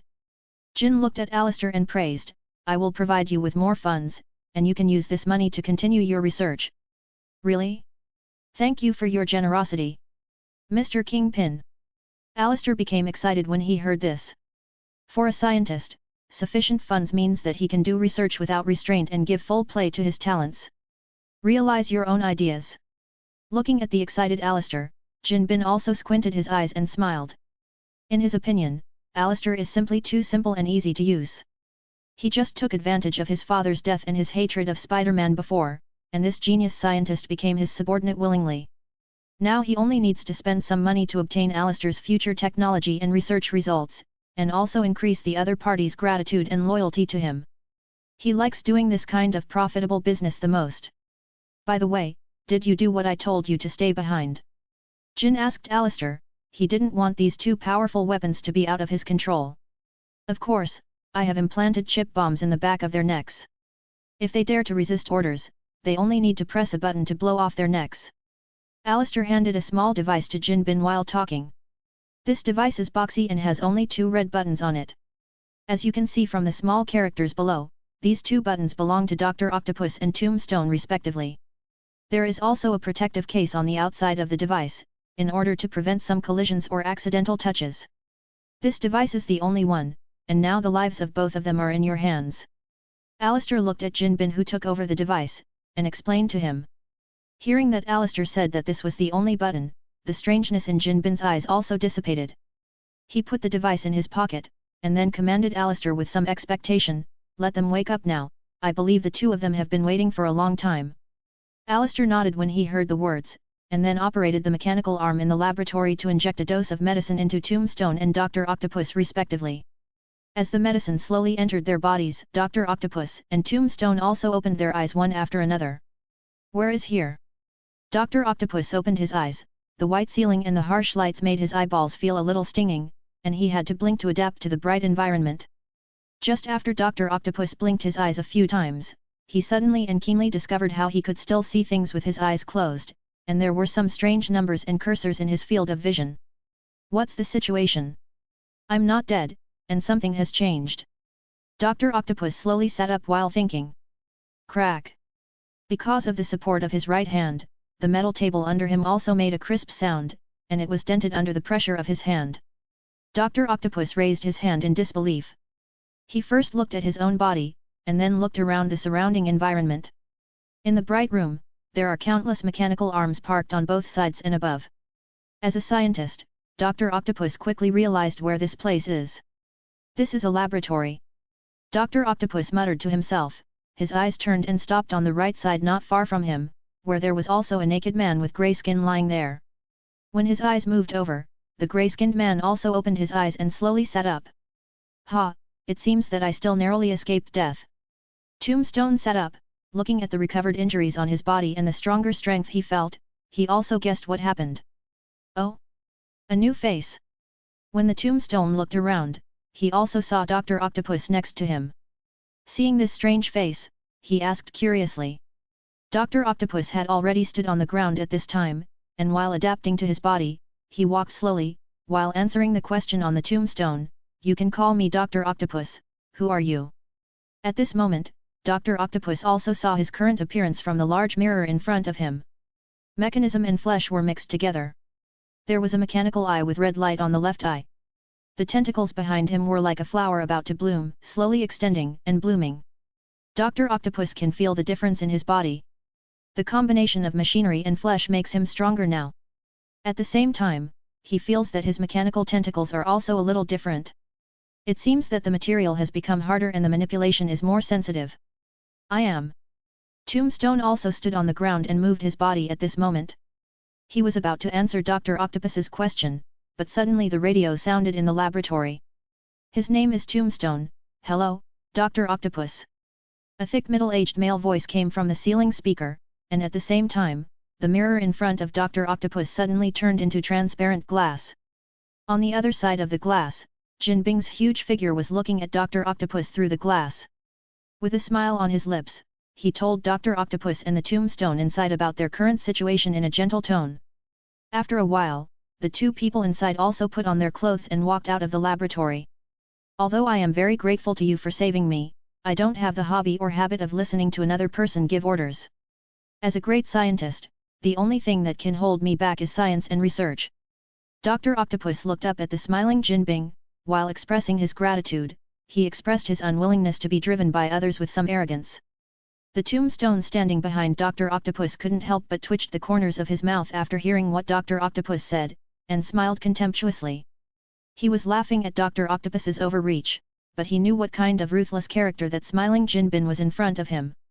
After waking up from the laboratory, he knew that all of this had a price, so he did not have any surprises or objections to Jin Bing's solicitation. This very strange-looking Dr. Octopus obviously didn't know this, and he really thought that Jin Bing's invitation was so easy to refuse. Just when Tombstone was thinking secretly in his heart and was amused by Dr. Octopus's boldness, Jin Bin, who was still smiling just now, stopped smiling after hearing what Dr. Octopus said, and his face became serious. Jin Bin shook his head, and said in a soft but undeniable tone, "Sorry, Dr. Octopus, I didn't expect to reject this option. If I hadn't spent money and connections to pick you out of that dilapidated factory, you would have turned into a pile of black ash." Dr. Octopus also stopped smiling after hearing Jin Bin's answer, and saw the tentacles behind him slowly raised, staring at Jin Bin closely like several ferocious poisonous snakes. As I said, no one can restrain the great Dr. Octopus. Dr. Octopus looked at Jin Bin with cold eyes, as if he wanted to test the power of his brand new mechanical tentacles. Hearing the threat of Dr. Octopus who was about to move, Jin Bin grinned disdainfully and said, "It seems that I overestimated you a little bit. Your talents seem to be used in researching science, and you don't even leave a bit of your common sense. Do you think I saved your life for charity? You don't even think about why I woke you up without being fully sure. Looking at the increasingly ugly Dr. Octopus, Jin Bing also continued to sneer mercilessly, now you are like an ignorant wild dog baring your dirty teeth, feeling as if you are invincible. As long as I press the button, the chip in your neck will make your head explode. Jin Bing, who was already very strong, lowered his head slightly, looking at Dr. Octopus with a sense of oppression. So, tell me now, what is your choice? Will you choose to die now or work for me? Chapter 90, Prison Break. Dr. Octopus looked at the button in Jin Bin's hand, and his face became more and more ugly. The words Jin Bin just said were like sharp knives pierced into his heart. Although he really wanted to tear the man in front of him who had humiliated him to pieces, but under the threat of death, he didn't dare to make any real changes. How is it? Dr. Octopus, have you considered it? Jin Bing also urged when the pressure had reached its maximum.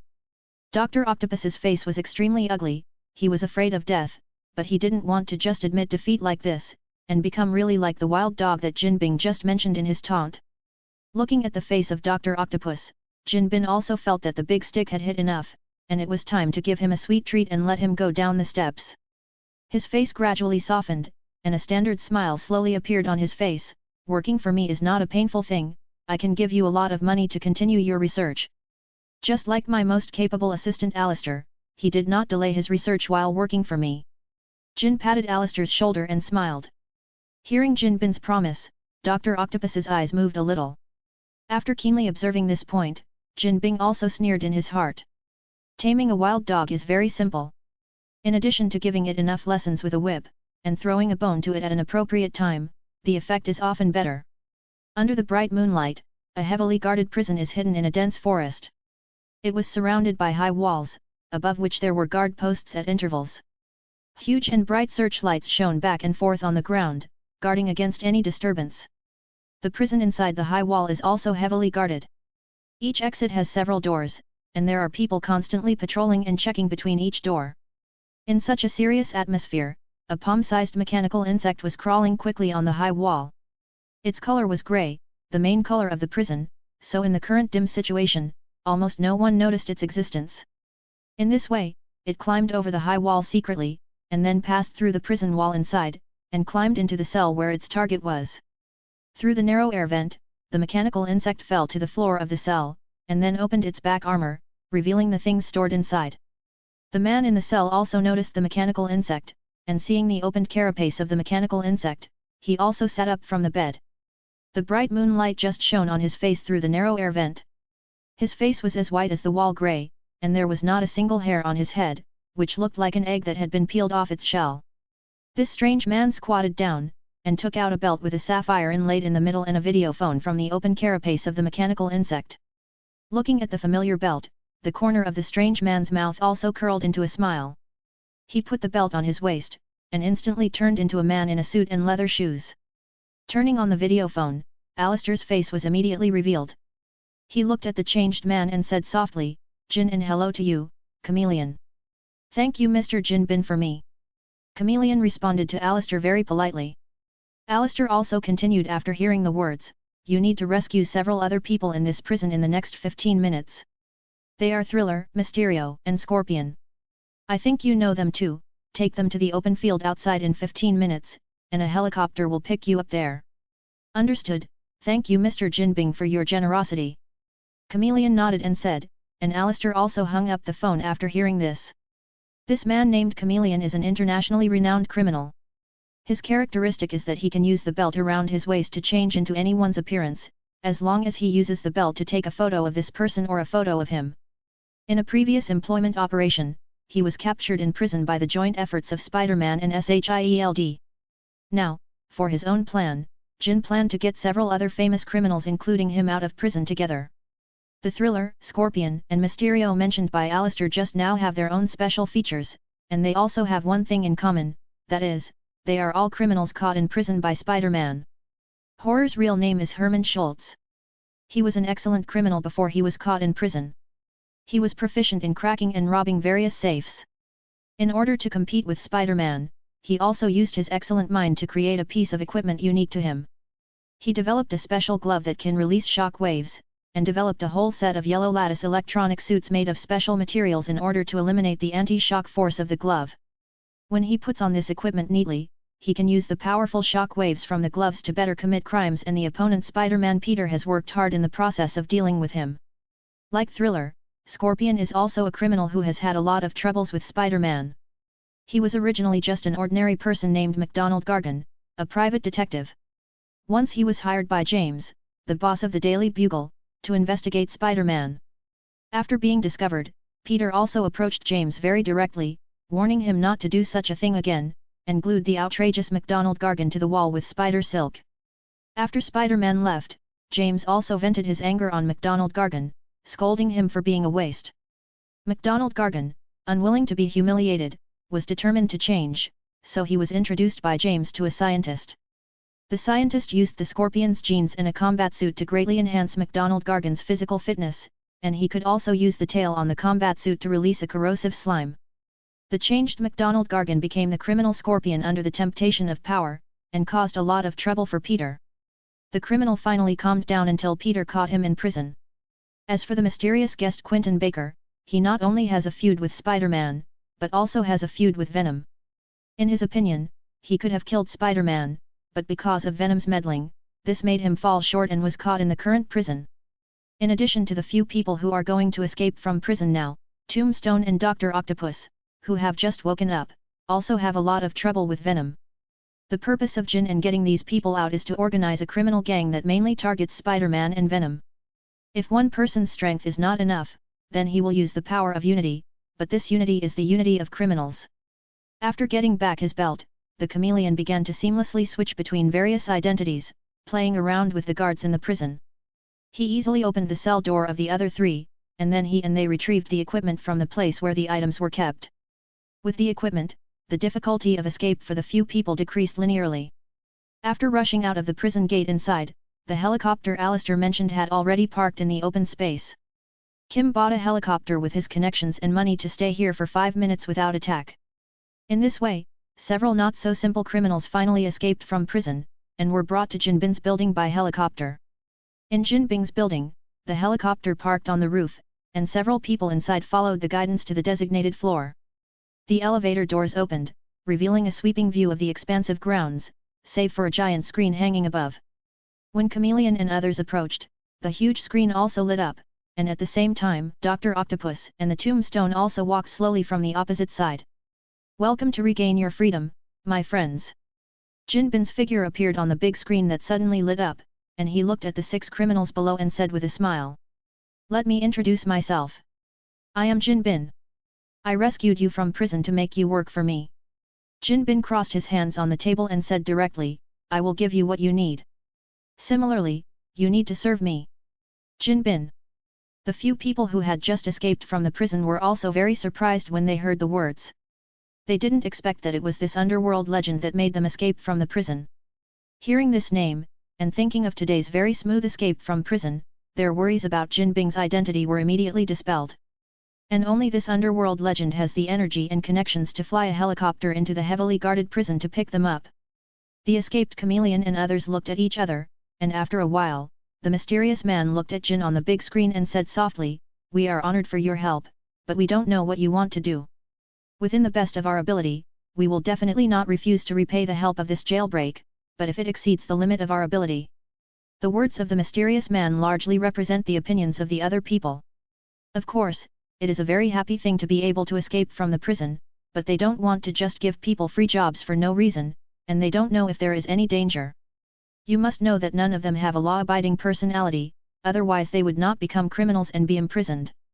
Hearing the mysterious man's words, Jin was not surprised. He also knew what these people were like. If he really agreed to him so simply, he would not be so at ease. As a businessman, he has always believed that reciprocal interests are the best way to bind a person. Jinbin smiled faintly, and then said softly, "I like to communicate with smart people. I need you to help me with a few things and kill a few people. After solving these troubles, you can do whatever you want, and I will give you a lot of money." Of course. The 6 nodded and said, although Spider-Man and Venom were not ordinary enemies, they really hated these 2 guys. Chapter 91, Trouble Finding the Door. "Who is that green guy?" I've never seen that black one either. Scorpion looked at the big screen, and the only one he was familiar with was Spider-Man. The black guy is called Venom, and he only appeared after you guys went to prison. He is more difficult and stronger than Spider-Man. You must go all out to face him, or you will die a miserable death. Tombstone explained to Scorpion with a gloomy face. When he thought of the venom, he felt some pain in his abdomen. Although his wound had healed now, the shadow in his heart would never dissipate. After the Tombstone finished speaking, Jin Bin appeared on the big screen and explained the existence of the Green Goblin. This green guy is called the Green Goblin. He is a crazy and cruel psychopath. If these targets appear at the same time, I need you to kill this damn guy first. Jin Bing looked serious and spoke coldly. The people below didn't ask any more questions when they saw this. Seeing this, even a fool would know that Jin Bing had suffered a lot from this Green Goblin guy. After finishing speaking, Jin Bing also restrained his expression, looked at several people and said, "Now that you understand the situation, tell me your answer, my friends." Gigi and the others looked at each other, then nodded and said, "It's such a pleasant cooperation, I can't wait to teach that wall crawler a lesson." There is also Venom. Dr. Octopus also added, looking at the few people who made the decision without any resistance or hesitation. Dr. Octopus also understood how stupid his previous actions were. Although these guys don't have high IQs, they have a deep understanding of Jin Bing. Thinking of this, Dr. Octopus' eyes under the sunglasses also darkened. Now he has an explosive chip behind his neck that can determine his life and death at any time. To be honest, the situation is not as good as these idiots. I can't be enslaved like this forever. The great Dr. Octopus shouldn't be insulted like this. Dr. Octopus gritted his teeth, his face was expressionless, but he was secretly thinking. Next, you can have a good rest. Once there is information on the target and other tasks, someone will notify you. Jin Bin said with a faint smile. I look forward to your victory. When the matter is over, I will prepare a generous gift for each of you, my dear Six Devils. The name of the Six Devils will make the whole of New York terrified. The mysterious man said with a smile. Although he is not strong, he has a lot of resentment towards Spider-Man and Venom. We will tear them into pieces. Dr. Octopus also put away his calculations and spoke cruel words with them. Looking at the few people who were gearing up below, Jin Bing on the opposite side of the screen also crossed his hands, with a faint smile on his face, and sat on the back of the large chair. Now he has also formed his own group of super criminals, which made him feel a little uneasy after being attacked by the Green Devil, and let go of some worries. No one can stop me. No one. Jin Bing turned off the screen, looking at the tall buildings outside the window and muttered. Suk Kal Chen Linen stood on the roof of a building, basking in the sun and breathing in the somewhat cold air. In the past few days, Peter Parker has listened to his opinions very seriously, and he hardly showed up. He concentrated on studying what happened to his body. This inevitably increased Chen Linen's workload, so he was lying on the roof to take some time to rest. New Yorkers and would-be criminals alike were a little taken aback when Spider-Man disappeared, since he hadn't been gone for so long since Spider-Man first appeared. In the past few years, that red and blue figure has been flying among the high-rise buildings in New York every day, and almost all New Yorkers have become accustomed to his existence. So the sudden disappearance of Spider-Man made them all feel astonished. Most citizens were a little worried that the vacancy of Spider-Man would make some crimes unscrupulous, except for James and a small number of people. Although Spider-Man no longer appeared, James made his photos and reports not absent for a day. He thought it was the abominable wall crawler who finally realized his sin and stopped his activities. Unlike the worries of most citizens and James' nonsense, after knowing that Spider-Man has finally disappeared, the criminals who were about to move fell into great joy. They all brought their own weapons, ready to go to the store or on the street to start friendly exchanges with some lucky ones who were alone, and get some money. Some small and medium-sized gangs also took advantage of this opportunity to start concentrated transactions one after another, hoping to take advantage of this vacancy to make a fortune.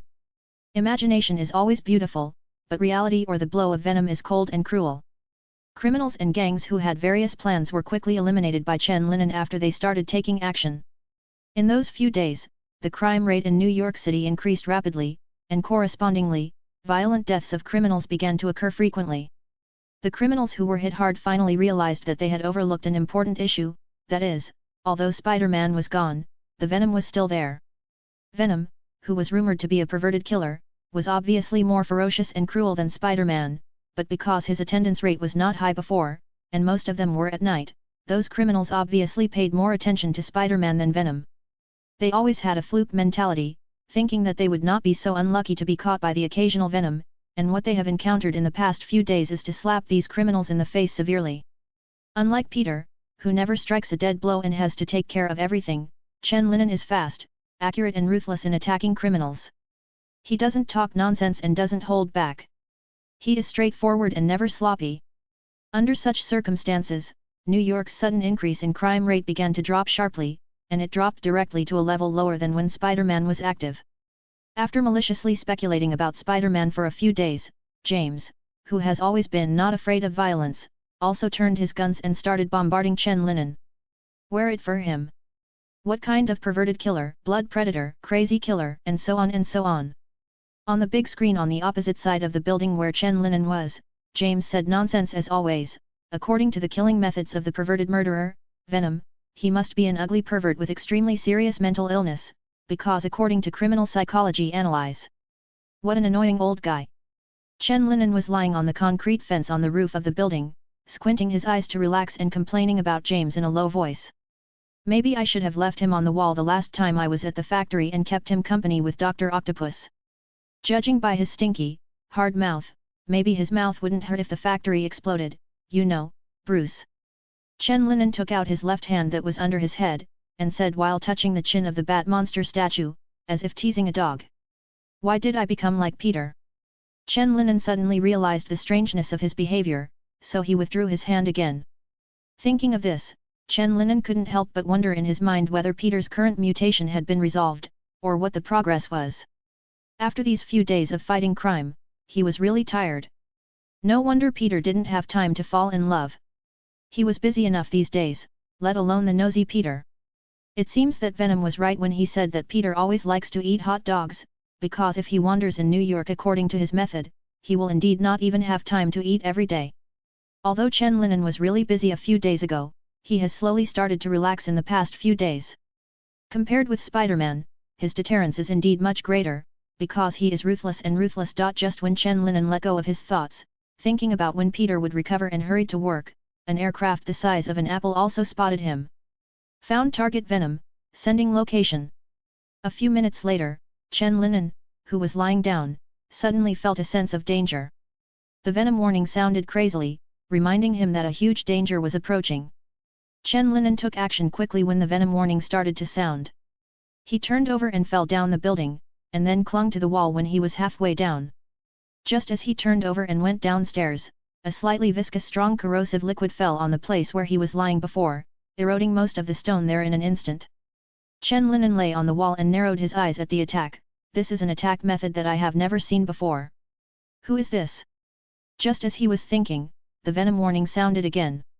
Without hesitation, he immediately started to act and jumped to the roof again. After he fell to the top of the building, the place where he was lying on his stomach just below was also shattered by a powerful shock wave. It's an attack I've never seen before. Chen Linen became vigilant, feeling something unusual. Hey. It's really not simple, but it's interesting in this way. If it's too easy to solve, it's a bit boring. On the top of the opposite building, a person wearing strange equipment spoke. He was wearing a bright yellow jumpsuit covered with black checks, which looked ugly and cool. Of course it's not easy.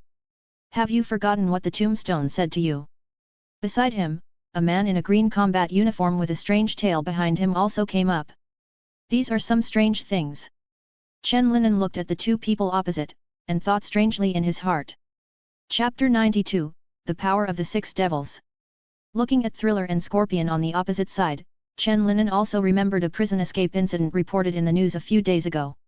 One day, the news headlines were finally no longer about him, so he also learned about several old opponents of Spider-Man that he hadn't seen before. I remembered, you are the criminals who escaped from prison a few days ago, are you Thriller and Scorpion? Chen Linen looked at the two people opposite and said in a calm voice. Seeing Chen Linen who was not panicking at all, Horror also smiled and said, yes, I am Horror. Enjoy the next battle, because this is your last time in this world. Sorry, I've heard this kind of words too many times. Chen Linen said disdainfully, while pulling out his own two knives. He nimbly pulled a blade, and the cold blade turned into a circular arc. Although I don't know why you don't enjoy the rare freedom, but since you brought it to your door, get ready to go to hell. I won't be merciful to you like Spider-Man. Chen Linen held a knife in both hands in an attacking posture, and his sharp eyes were firmly nailed on the enemy facing him. Then you may not be able to do it anymore. Suddenly another voice came from behind Chen Linen, and he turned his head slightly to look, only to see Dr. Octopus and the Tombstone walking out from behind him again. Long time no see, Venom, I've been thinking about you all the time. Dr. Octopus raised the corners of his mouth and showed a cruel smile. The Tombstone was also smiling sadly. In their opinion, Chen Linen had only one ending today, and that was to be brutally killed by them. The fate of the two of you is so great that you are still alive. Seeing these two acquaintances, Chen Linen also said in a deep voice. Hearing Chen Linen's words, Dr. Octopus also touched his mechanical left eye, and said in a cold and angry tone, I will return these scars to you one by one. Don't even think about leaving here today. As the voice fell, the mechanical tentacles behind Dr. Octopus also suddenly thrust out, and the new mechanical tentacles were sharper and sharper than the original ones. With the violent sound of breaking through the air, these mechanical tentacles also stabbed at Chen Linen from different directions. Looking at these mechanical tentacles, Chen Linen used the dagger in his hand to block them while moving and dodging flexibly. Chew! While he was dealing with Dr. Octopus's attack, the acidic solution of the scorpion and the terrifying shock wave also hit him. The sound of breaking through the air behind him and the poison warning in his head reminded Chen Linen of danger, and he also jumped towards the roof next to him while dealing with the tentacles. He had to put some distance away and change the position of the enemy in him, otherwise such a back-and-forth attack would make him very uncomfortable. Where did those tentacles of yours go last time? Let's see your true ability. Dr. Octopus looked at Chen Linen who had distanced himself from them, and shouted strangely. He was very keenly aware of the difference between Chen Linen and the last time he fought. Although he didn't show any signs of fatigue now, the difference could still be clearly seen in the way he fought. MD. Hearing Dr. Octopus shout, Chen Linen also cursed in his heart. The disadvantage of one person against a group of people is that you have to deal with all the attacks non-stop. In one-on-one, you only need to focus on the opponent. Now in one-on-many, Chen Linen needs to divide his attention into several parts. The sound of bombardment on the roof kept ringing, and several roofs had already been affected by their battles and became dilapidated. Chen Linen landed on the top of a tower, panting heavily with his chest rising and falling. He hardly stopped, he kept dodging and counter-attacking, and most of the time he was dodging. Without the strengthening of Venom, he is indeed very passive, not to mention that there are still several people besieging him. Although he hasn't suffered any injuries yet, he also knows that it may not last long under such continuous high-intensity attacks. High-concentration acidic liquid and shock waves hit again. Chen Linen looked at the roof of the building and jumped again. The expected feeling of falling to the roof did not come, and Chen Linen continued to fall after passing through the roof. It's an illusion. The mysterious guest is here too. Chen Linen quickly shot out a spider thread and stuck it to the side, which prevented him from falling directly to the ground. Just when he turned over and jumped to the top of the low building next to him, and then quickly searched for the enemy, Horror suddenly appeared in front of him, and then raised his hand to send a shock wave to his face. Upon seeing this, Chen Linen hurriedly dodged to the side, but unexpectedly a violent impact came from behind him. Boom! Under the influence of this impact, he was also directly blasted to the other side. Before he could stabilize his body after falling from the air, a green figure suddenly climbed up from the edge of the building. The thick and powerful scorpion tail hit Chen Linen directly in the abdomen, smashing him into the wall of the elevator room. Ahem! Chen Linen endured the pain of broken bones and quickly climbed out of the broken wall. The set of combos just caught him off guard. Although he expected that he might be unable to withstand it, he didn't expect it. Their cooperation can be so close. He. It seems that you didn't expect the existence of the two of us. The horror that had just attacked Chen Linen also changed his appearance at this time, turning into a chameleon holding his belt with one hand. Next to the empty building, Dr. Octopus crashed down from above, cracking the ground on the roof. The scorpion who swung Chen Linen's tail also climbed up from the side of the building, smiling strangely at Chen Linen who was blasted into the wall by his attack. Bang! As a burst of purple smoke dissipated, the remaining mysterious guest, Tombstone, and Thriller also appeared. It's ugly and embarrassing, isn't it? The mystery man sneered, He hadn't forgotten the shame of being subdued by the venom strangling his neck last time. Oh! It's just a group of mobs huddling together to keep warm. Chen Linen leaned against the wall and sneered. Although he was surrounded by several people at the moment, he still mocked in a cold voice, without any feeling of being surrounded. I haven't seen you for a while, and your tongue skills have improved a lot. Did you learn from that annoying wall crawler? The mysterious guest continued to taunt, looking at the stubborn Chen Linen. It's a pity that he hasn't shown up during this time, otherwise we can solve it together. How do you know he didn't come today? Chen Linen suddenly asked them back when he heard the words, and then he looked behind these people and shouted, "Hurry up!" Hearing his low shout, several people subconsciously turned their heads to prepare for Spider-Man's sneak attack. Only Dr. Octopus sensed something was wrong, and immediately reacted as soon as he wanted to turn his head. Be careful! Dr. Octopus immediately reminded them, but Chen Linen took this opportunity to act. The moment those people turned their heads subconsciously, Chen Linen, who was leaning against the wall, immediately rushed out towards Chameleon and Mysterio. Of all the people present, only these two are the weakest, and they are also the most likely targets of the raid. S.A. Chen Linen's ghostly figure appeared in front of the Chameleon instantly. While the Chameleon hurriedly turned around, the short knife in Chen Linen's hand had already buzzed across the Chameleon's neck. Blood spurted out from his broken blood vessels, and Chen Linen had already passed him and came to the mysterious guest. Mysterious guest looked at Chen Linen who was approaching, his pupil shrank, and he immediately stepped back. His fish tank head was now in front of his eyes, and Chen Linen stabbed it directly with the short knife in his hand while grinning. Crack! Crack! With the crisp cracking sound, the head of the fish tank of the mysterious guest shattered to the ground, and the short knife pierced straight into his eyes, and his face was still full of astonishment and fear.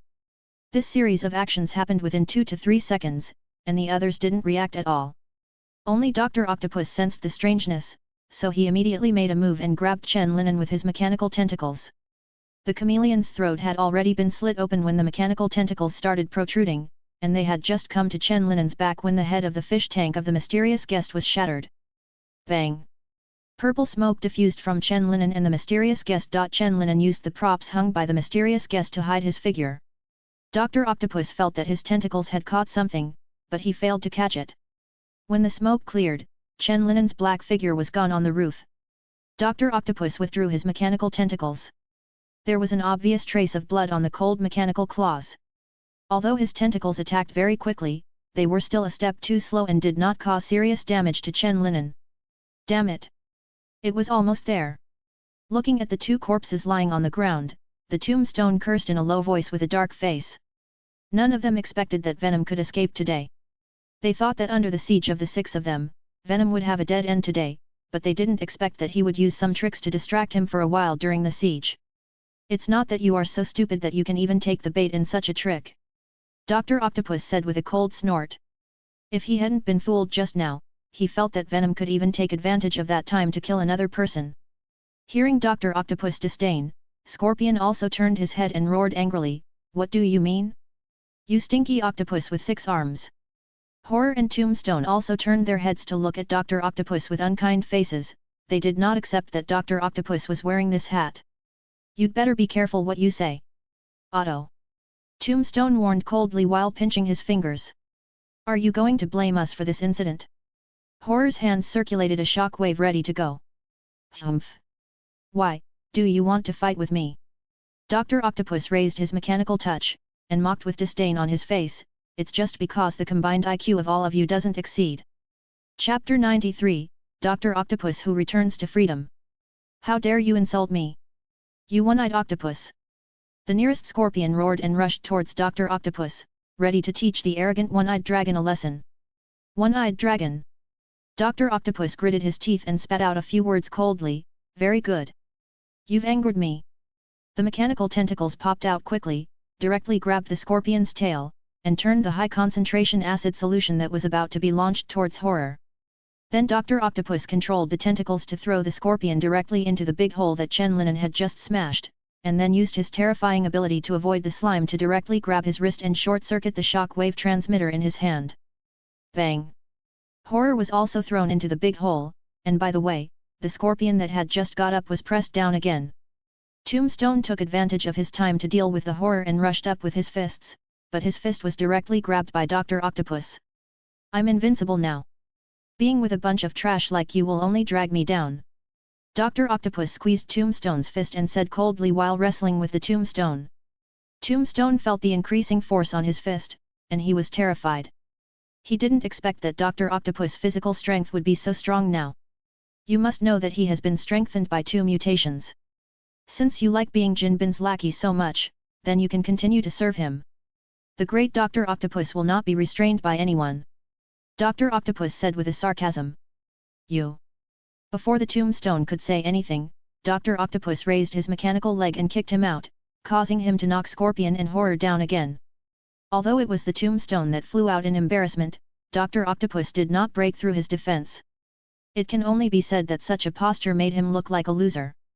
Tombstone and Scary Scorpion stood up together, looked at Dr. Octopus who was very rampant not far away, and said, "Don't forget what is in your neck, if you disobey Jinbing's order, you will only die.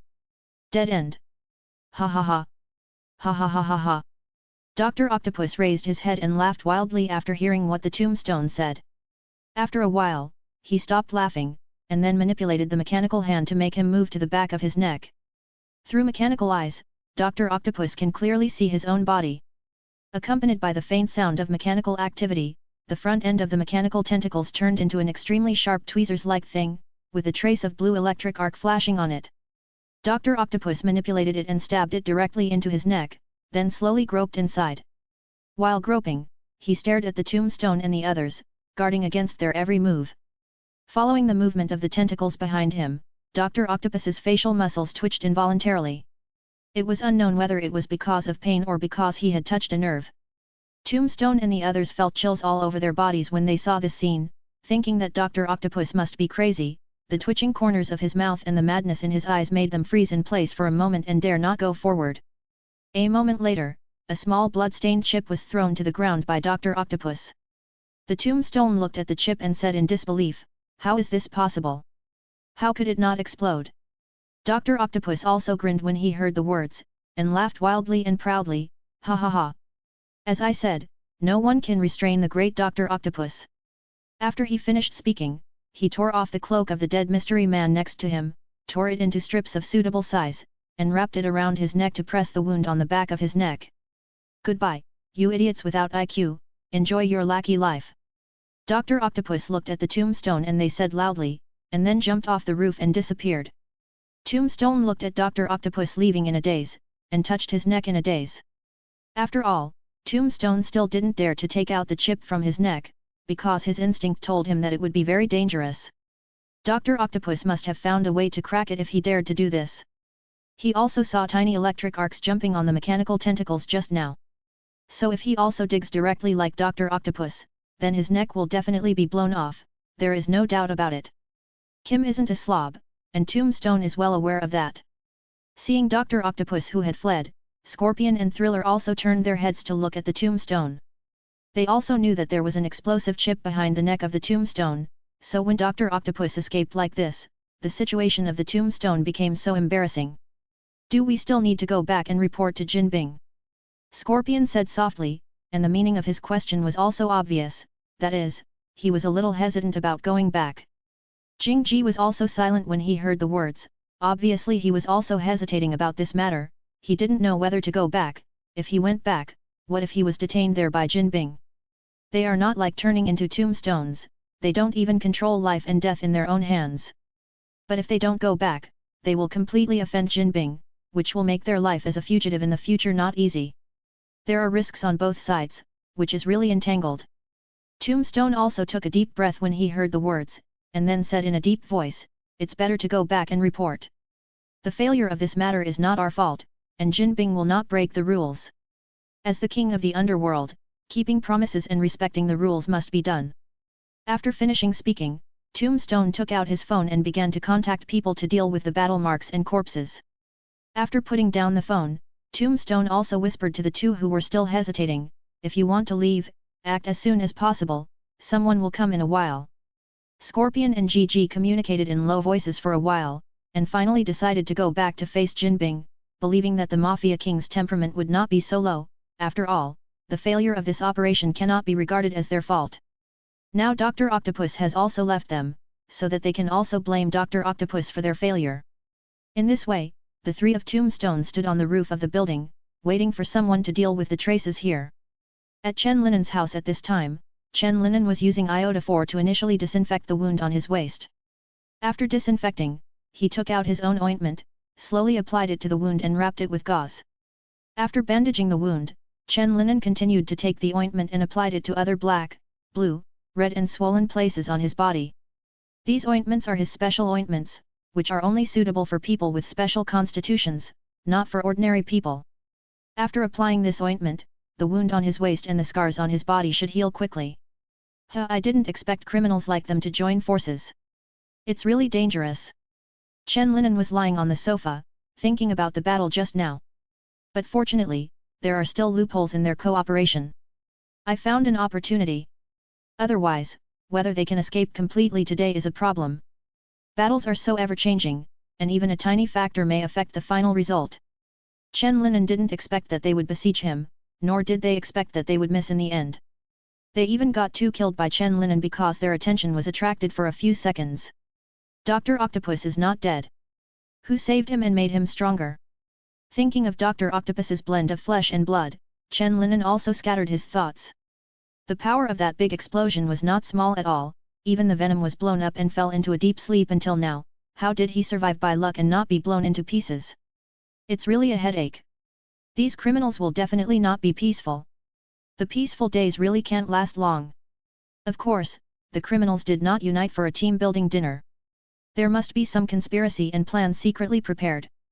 According to what they said just now, they also paid attention to Peter's traces. He just happened to be studying his body changes during this period, so he didn't show up.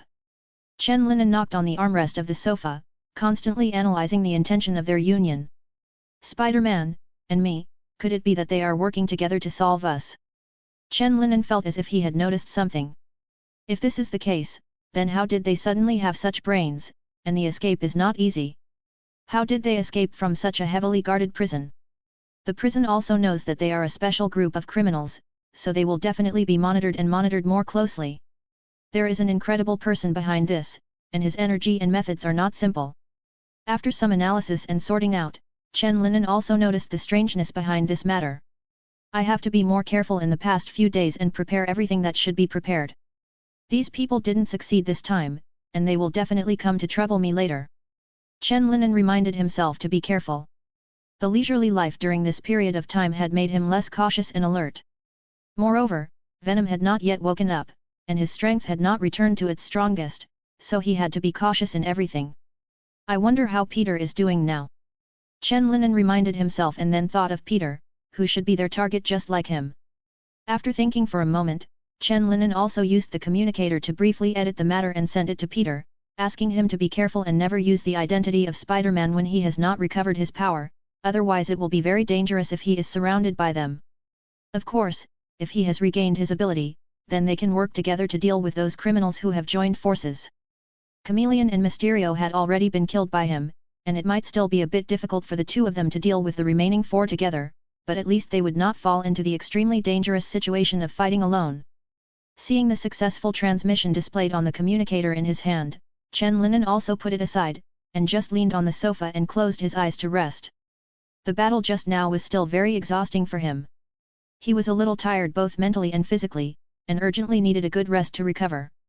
While resting with half-closed eyes, Chen Linen also took the chocolate kaba kaba on the table next to him and bit it from time to time.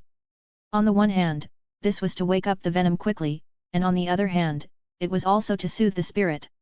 Eating like this, Chen Linen, who was already a little tired, slowly fell asleep, and his hand holding the chocolate slowly dropped. The hand hanging by the sofa gradually loosened, and the chocolate slowly began to slide down. Just as the chocolate was about to completely leave his palm, his hand suddenly reached forward again, grabbing the chocolate firmly in his hand again. Chapter 94, Research and Emergency Communications. While Chen Linen was bandaging and resting, Peter Parker was observing his own blood samples in the Imperial University's laboratory. Some time ago, he used his identity as Spider-Man to ask Dr. Connors for help, and asked him to analyze what was wrong with his body. Dr. Connors once turned into a lizardman due to an accidental experiment. Thanks to Spider-Man, he was able to return to his original state, and no one noticed the abnormality, so he kept his job, so he was also very willing to help when Spider-Man faced problems at this time. Dr. Connors gave him a full body examination and all related data analysis. The result so far is that the sporadic problem of spider abilities is because Spider-Man is mutating. Peter mutated once before after being bitten by a radiation spider, and thus gained the spider ability, making him Spider-Man. The current situation arises because his mutation started to continue after being stable for so many years, so his spider ability will come and go. Overall it's a bad development, because who knows what will happen if his mutation continues to develop. Dr. Connors only knew that it would be dangerous if the mutation continued, but he didn't know which direction and species it would develop in. But Peter himself knew that if he continued to mutate, he would definitely become a spider monster. Originally, the statement about the spider monster was just an idea he had when communicating with Chen Linen, but who knew that after a detailed inspection, it actually proved this statement. Dr. Connors' current research and conclusions made Peter very worried.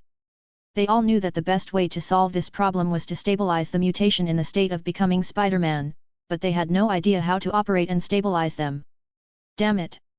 Am I really going to turn into a monster? Peter looked at his blood sample and slammed his fist on the test bench a little anxiously. He's been in the lab all day, but he's still clueless about his mutation. Hiss! Peter's ribs on both sides suddenly felt severe pain, which made him gasp. His spider ability is now not only intermittent, but also exists for shorter and shorter periods of time each day. Accompanying this was pain on both sides of his ribs, which also intensified and persisted over time. Peter clutched his ribs on both sides, curled up on the floor of the laboratory and shivered slightly. The pain caused a lot of cold sweat to break out on his forehead. After the pain lasted for 2 minutes, it finally began to slowly disappear, and Peter also lay weakly on the floor and took a deep breath. Why do I have to endure such pain? Peter stared blankly at the ceiling of the laboratory, feeling a trace of sadness welling up in his heart. If everything could be done all over again, he would definitely not visit that tech expo, so he wouldn't become Spider-Man, and Uncle Ben wouldn't die, and he wouldn't have to live such a busy life with almost no time for himself. Now there is no need to endure such pain, and worry about whether he will become a spider monster. Peter was lying on the ground, his thoughts continued to diverge, and his eyelids gradually became heavy. He was too tired and wanted to rest too much. In a daze, Peter thought of Uncle Ben again, and thought of their warm life in the past. Uncle Ben would dislike the pies made by Aunt May. Memories rose and drifted away like bubbles, and Peter saw the spider that mutated him again, and thought of his quarrel with Uncle Ben, the heart-to-heart talks between Uncle Ben and himself, and his warnings to him. At that time, he didn't care about these words, and even felt that Uncle Ben was nagging and nagging, until a shot was fired, and the kind old man fell into a pool of blood and left this world. Regret, annoyance, self-blame, complex emotions rose and intertwined in Peter's heart, and he seemed to return to that sad night in a trance. Aunt May covered her face and wept, red and blue lights shone intertwined. The news of Uncle Ben's death was slowly spewed out from the mouth of the policeman, and his head buzzed like a bronze bell that had been struck suddenly.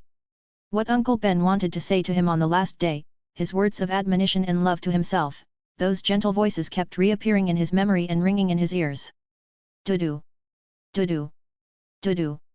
The short crisp sound was like a rope, quickly pulling Peter's trance consciousness back from the sea of foam. Peter slowly blinked his eyes, which gradually regained focus, and the confusion in his head faded away. He staggered and supported the ground and slowly climbed up, and then sat down on the chair in front of the experiment table again. He reached into the inside pocket of his jacket and pulled out the beeping communicator. Did Venom send me a message? Peter thought a little puzzled while pressing the communicator. The existence of this communicator was originally so that he could quickly contact the other party when the worst happened. But now he hasn't contacted Venom yet. Why did Venom send him a message first? Flipping the communicator in his hand, the exhaustion and suspicion on Peter's face gradually faded, and slowly turned into solemnity and thinking. Mystery, Thriller, Scorpion, and Chameleon escaped from prison, and joined forces with Dr. Octopus and Tombstone. What's going on? Peter has been concentrating on researching his own mutation these days, and has not paid attention to social news at all. The news is closed and outdated. He doesn't even know that these criminals have escaped from prison, let alone joined forces. After a while, Peter, who had read the news, put the communicator back in his pocket, then crossed his hands on the table and began to think. According to Venom, they should have joined forces to come to us. I haven't shown up in the past few days, so they found Venom first. Chameleon and Mysterio were killed by the Venom, and now there are Thriller, Scorpion, Dr. Octopus, and Tombstone. Peter rubbed his brows, and thoughts kept circling in his mind. The last explosion was so violent, how did Otto survive, and who made him look like the mixture of flesh and machinery that Venom just said? Peter was also curious about this question just like Chen Linen. According to the news and reasoning that Venom just told him, someone should help them escape from prison, and then gather them together to deal with them. Hey, even if I want to help, I have nothing to do now. I still listen to Venom and continue to study my own mutations. If my mutation problem can be solved as soon as possible, it will be of great help. Peter sighed and thought to himself. After thinking about it clearly, Peter replied to Chen Linen, then washed his face and reinvested in research. He should have figured out the mutation process and form in the gene with Dr. Connors, and what he has to do now is to find a way to stabilize his mutation in the state of Spider-Man. If you can't do it, then continue to study whether it is feasible to stabilize in the state of ordinary people. Even if you give up Spider-Man's superpowers, you can't turn yourself into a monster. A few more days passed, and there were no vicious cases committed by those criminals during these few days. This result made Chen Linen a little surprised and uneasy, wondering what kind of plan they were planning. All the injuries on his body have recovered, and he hasn't stopped his daily fight against criminals these days, but after being besieged last time, he has become more cautious in his actions. The sun gradually began to go down, and the bright sky gradually dimmed. Chen Linen was sitting by the tall building, eating hamburgers and drinking Coke, hiccuping from time to time. Chen Linen drank the Coke in his hand, then put the empty soda cans and hamburger packaging into bags, and prepared to throw them into the trash can when he left later. It's really disturbing.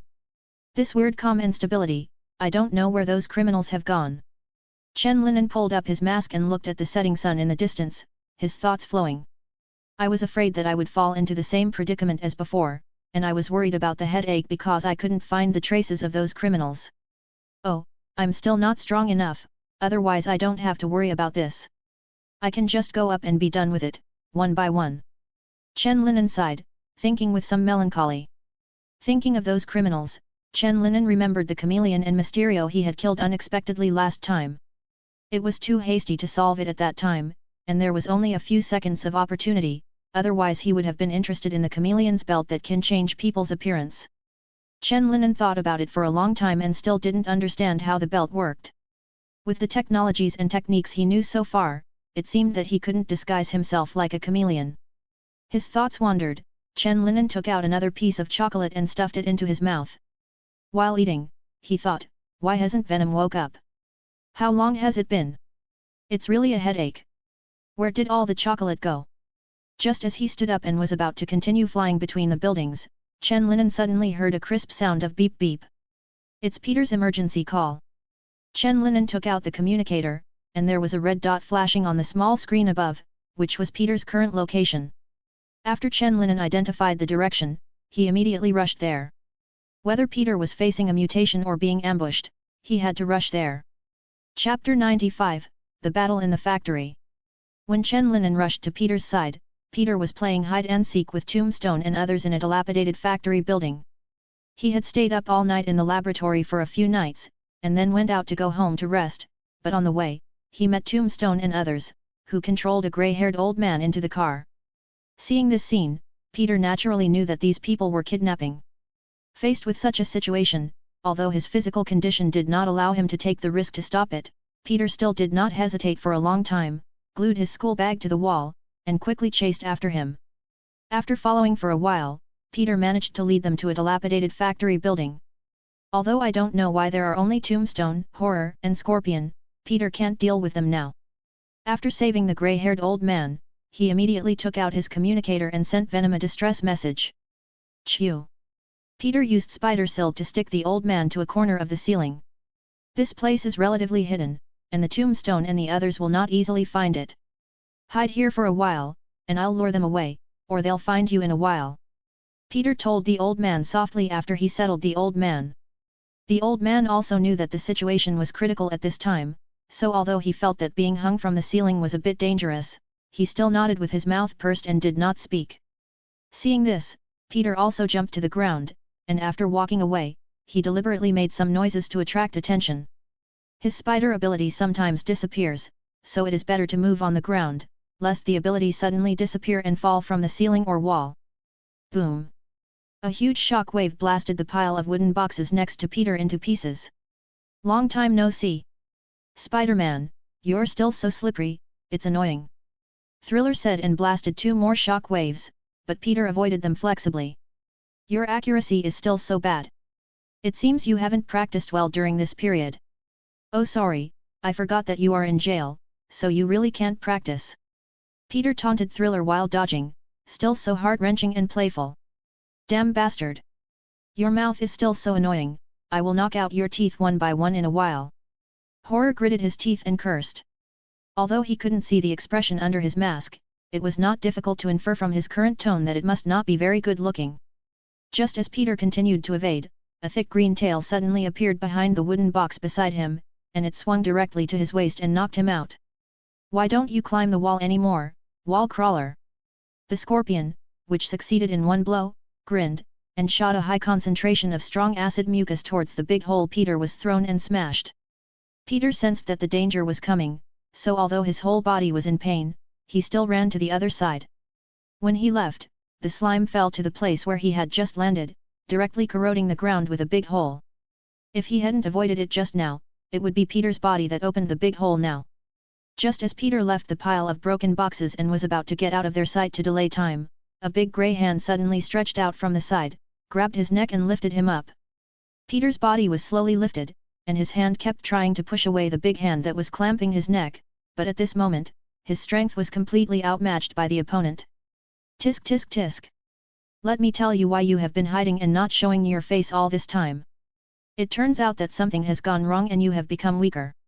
Tombstone grinned and his eyes were full of excitement. Although it's a pity that I can't kill you when you are normal, but it's not bad now, just die in my hands, Spider-Man. Looking at Peter who was struggling, Tombstone became more and more excited and increased the strength of his hands, preparing to crush his throat.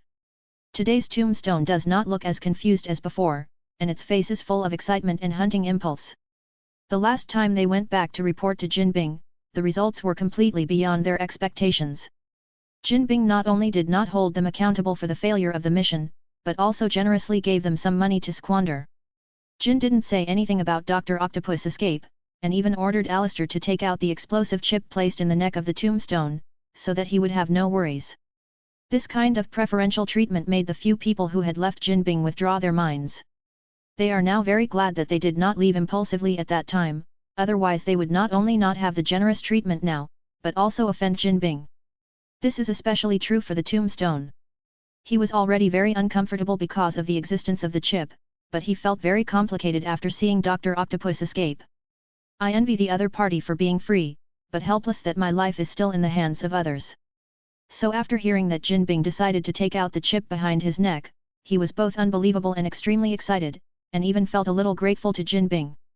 Jin also offered them very generous conditions to hire them and let them become mercenaries serving him, which not only made them feel that they had full freedom, but also made them work hard for themselves, just like the current Tombstone. When Tombstone was about to finish off Peter, Scorpion and Thriller also came over. Seeing Peter who had defeated them many times and sent them to prison, Scorpion and Thriller also smiled strangely, ready to appreciate Spider-Man's last struggle in life. Goodbye, wall crawler. You will die in our hands after all. Tombstone said while increasing the strength of his hand.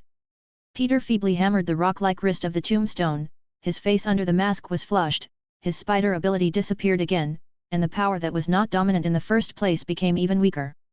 Bang! With a small object falling to the ground, a burst of purple smoke suddenly filled the air. A black figure fell from above, kicking the Tombstone away with a huge force. Peter was finally able to get out of trouble, and fell to the ground gasping for breath.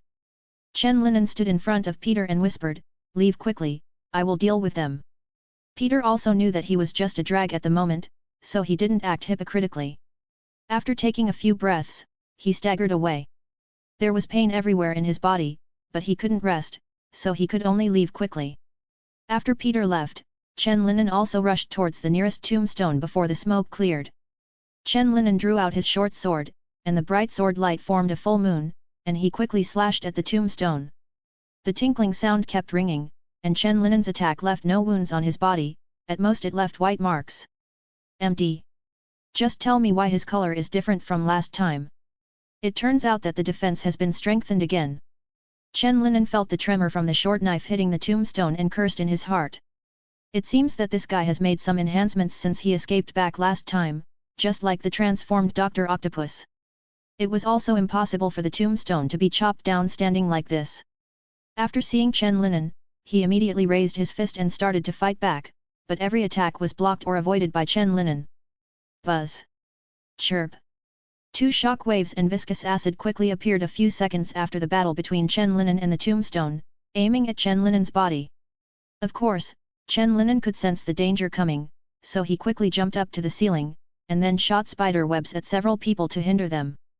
Seeing that the eyes of the scorpion were covered with spider silk, Chen Linen also moved quickly, landed behind him and stabbed him straight in the back with a knife. The sharp short knife was blocked after advancing an inch or two and could not continue. It turned out that the combat uniform on the scorpion also had a strong defense. Seeing that the short knife could not penetrate, Chen Linen wanted to pull it out, and then stepped away to make other plans. However, during the random swing, the scorpion's thick tail swung directly on Chen Linen's body, knocking him to the side. In a pile of wooden boxes. Seeing this opportunity, Gigi didn't let go of it, and directly raised his hand to send out powerful shock waves towards that side. Boom! Boom! Boom! Those wooden boxes and some goods were directly blown into pieces, and Chen Linen inside also left in a hurry and ran towards the open space on one side. Ahem! Chen Linen covered his chest and hit himself. The combo just now really made him feel very uncomfortable.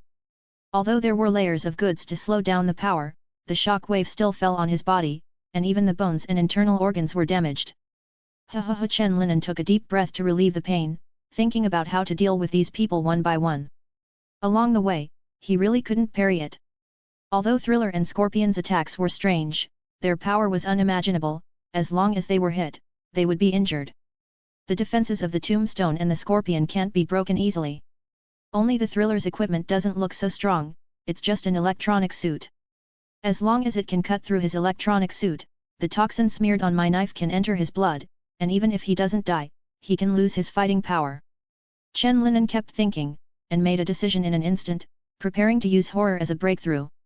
Horror's physical fitness doesn't seem to be a mutant like Tombstone and Scorpion, maybe the toxin on the knife can kill him directly. Boom! Boom! Boom!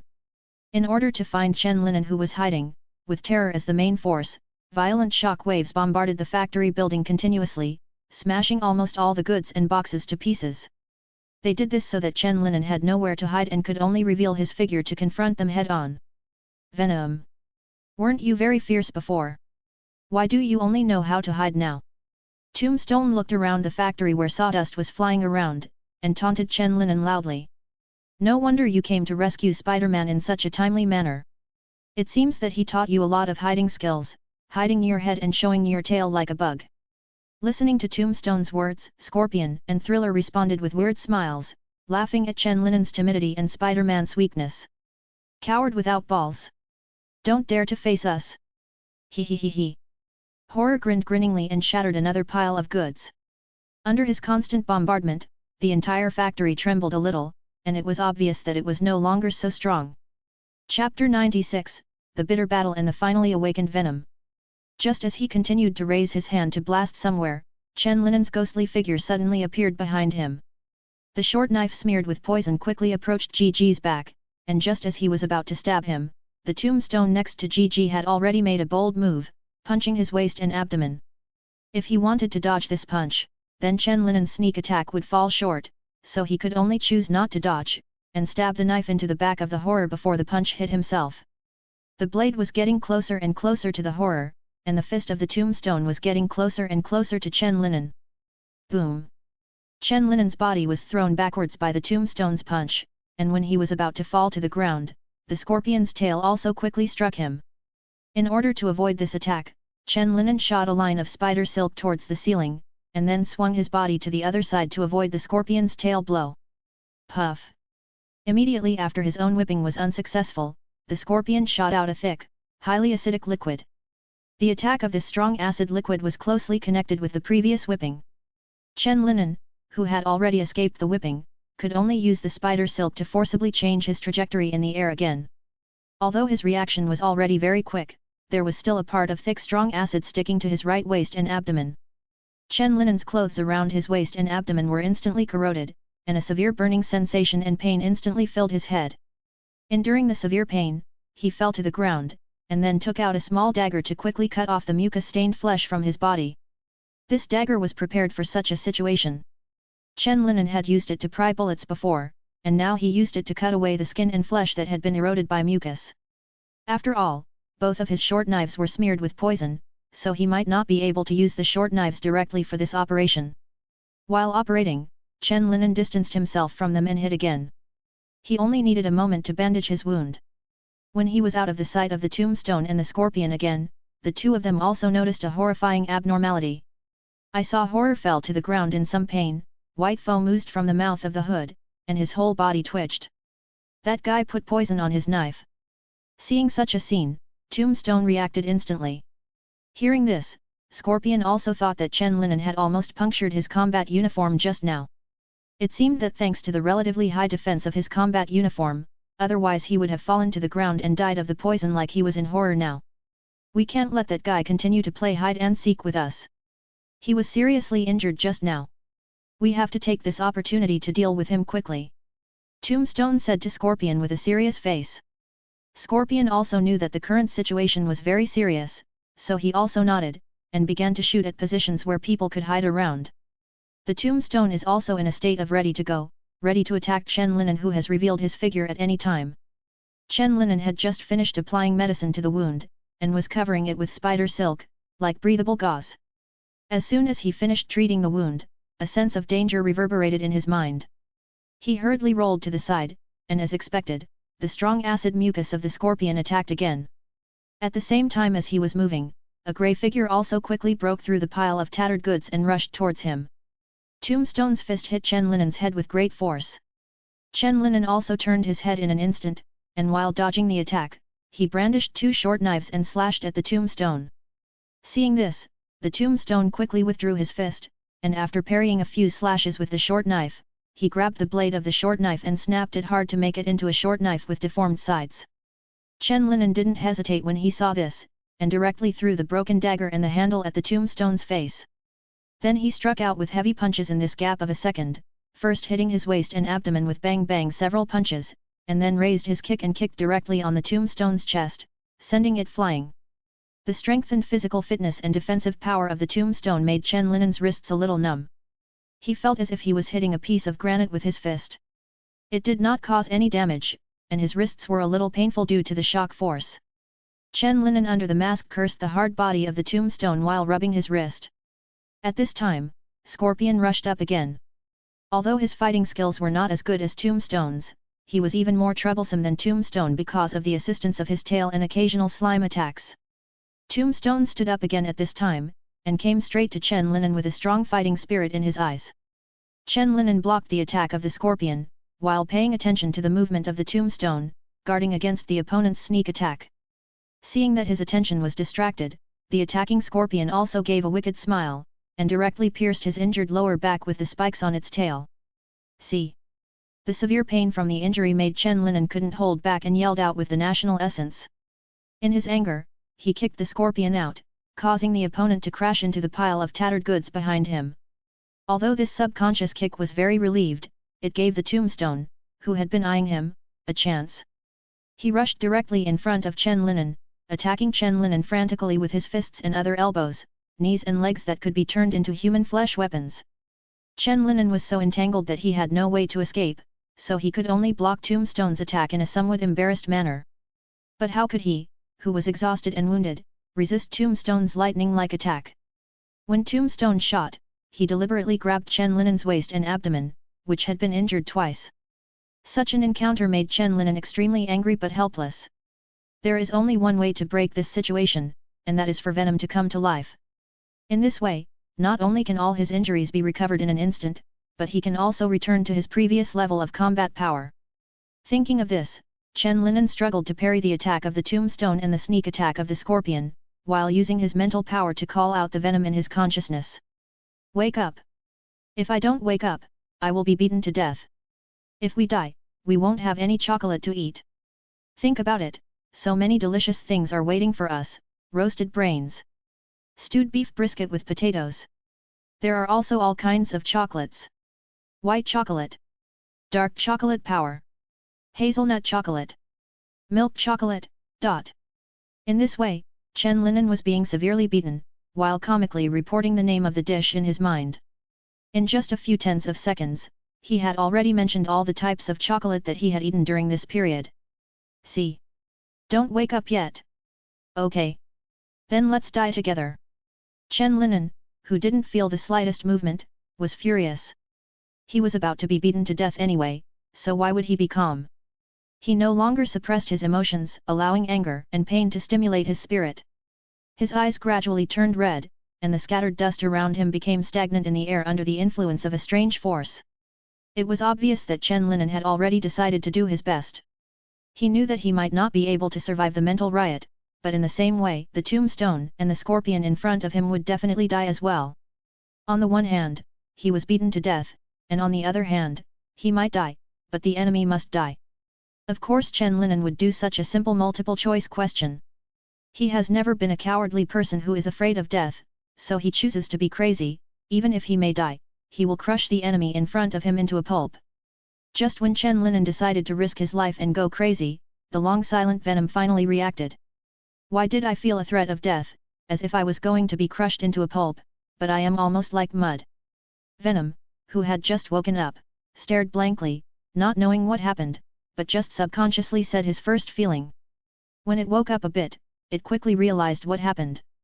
Seeing Chen Linen who was about to die with the enemy, Venom quickly stretched out his tentacles to throw away the tombstones and scorpions in front of him, and then loudly persuaded, "Don't be impulsive. I'm awake. We don't need to fight like this." Seeing the tombstone and the scorpion being thrown away, as well as the Venom's constant call, Chen Linen also came back to his senses, and the red light in his eyes gradually disappeared. "You finally woke up," Chen Linen said softly, then closed his eyes and passed out. His body fell straight backwards without being conscious. Seeing this, Venom stopped talking nonsense and directly manipulated his body, allowing him to stand on the ground again. Tombstone and Scorpion, who had been thrown away, rushed over again. Seeing Chen Linen's gravity-defying operation, the two of them looked at each other, wondering what was going on. "What the hell is he doing?" Scorpion turned to look at the Tombstone and said. Tombstone didn't know what was going on, but based on the battle just now, he still sternly said to Scorpion, "No matter what the hell he's doing, he won't be able to escape today. Don't forget our offense just now, he has no energy." After finishing speaking, the two of them no longer hesitated. One waved his fist, the other waved his tail, and rushed towards Chen Linen menacingly. Scorpion had already started attacking when he was still some distance away from Chen Linen, and his tail once again shot out thick acidic liquid, heading straight for Chen Linen's head. At this moment, Chen Linen has passed out, and the venom that controls his body is the venom that he just woke up from. I saw black viscous liquid suddenly gushing out of the body, agitated and entangled, and turned into a venom form like a little giant. The narrow and pale eyes exuded cold killing intent, and a scarlet tongue danced in the air in the ferocious mouth, and sticky saliva dripped down the tongue to the ground. Chapter 97, Destruction. Facing the strong acid mucus shot towards his head, Venom stretched out his big hand to directly block it in the air. "It's disgusting. Did you throw your snot out?" Venom complained in disgust, while shaking the strong acid mucus on the ground with his hands. "Shhhhhhhh." The mucus on the ground made a soft noise, eroding the ground into pits and hollows. Seeing such a situation, Scorpion was also immediately confused. He didn't understand what happened in such a short period of time. The strong acid liquid just now was as useless as slightly viscous water in Venom's hands, which made him wonder if his mucus had lost its effect. Damn it! Did he take hormones? Why did he suddenly turn into such an ugly monster? Scorpion said in disbelief, looking at the suddenly transformed Venom. The tombstone next to him gritted his teeth and felt a little uncomfortable, but the current situation did not allow him to back down, so he continued to rush towards the Venom.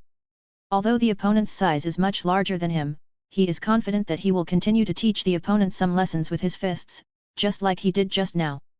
Weird clown! How dare you call me an ugly monster, I will make you regret coming to this world. Scorpion's words made Venom very angry. While roaring in a hoarse voice, he directly grabbed the fist that was attacking by the tombstone. Crack! Crack! With a crisp sound, the Venom directly squeezed the fist of the tombstone, and then twisted his entire arm into a twist. Tombstone grunted, clenched his teeth, and the severe pain distorted his face. How is it possible? How could his power suddenly become so great? Tombstone's heart was in a turmoil. He didn't know how the Venom that could not be fought back was suppressed by the two of them just now, how it suddenly became so powerful. After the Venom twisted one of his arms into a twist, he continued to pinch his neck. Seeing this, the tombstone raised his right leg and kicked the Venom fiercely, trying to use this strength to get away. But the Venom didn't give him this chance at all. He grabbed the tombstone's arm and lifted him up, then threw him to the ground repeatedly like a doll. Bang! Bang! Bang! Amidst the loud bangs, the ground of the factory was smashed to pieces, the tombstone was blinded, and passed out with bleeding from the mouth and nose. Seeing this scene, Scorpion, who was about to go up to help, also stopped where he was. He was frightened by this cruel and violent scene. He didn't understand what was going on, how the Venom suddenly turned into an ugly monster even though they were pressing and beating it just now, and it was so powerful. Although he didn't know what the situation was, even with the thinking of a normal person, he knew that what he had to do now was to escape. He thought so, and did the same, ignoring the smashed tombstone with air in it but not out. Scorpion turned around and ran towards the exit of the factory. Venom threw the half-dead tombstone on the ground, and then stomped its chest flat with a heavy kick. After the bones shattered, there was a crisp sound, just like the crisp sound of autumn leaves being crushed. Broken bones pierced the flesh on the tombstone's chest, and dark red blood mixed with internal organ fragments overflowed from the chest like a leaking balloon. The skin is too hard, it will definitely clog your teeth if you eat it, that's it. Venom muttered and commented on the dead tombstone, and then looked at the Scorpion who was about to run out of the factory and stretched out his hand. The big black hand quickly extended, directly grabbed the fleeing Scorpion, and then wrapped him up and restrained him. Ugly monster! That's what you said, right? Venom pulled the Scorpion in front of him, staring straight at the Scorpion with murderous eyes. Seeing this, the Scorpion trembled in fear, wanting to say something to beg for mercy from the Venom.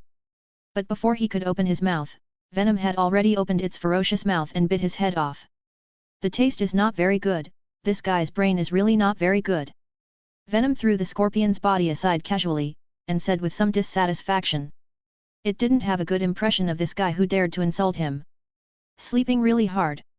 Looking at Chen Linen, who was sleeping in an XIN, Venom also muttered, and then shrunk his body back to the normal-sized hidden form. It controlled Chen Linen's body and quickly left the factory and returned home. At this time, Peter had just settled the kidnapped grey-haired old man.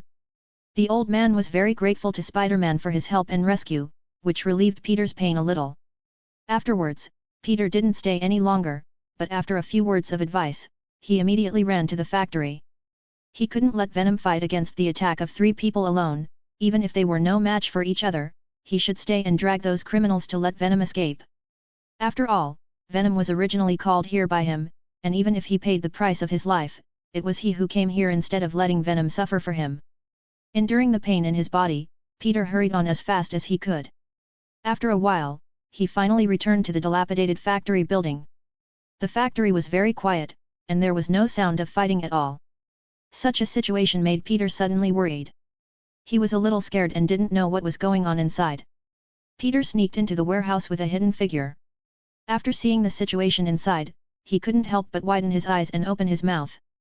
I saw that the entire factory building had become dilapidated, with sawdust flying everywhere. There were 2 corpses lying quietly on the broken ground in the middle.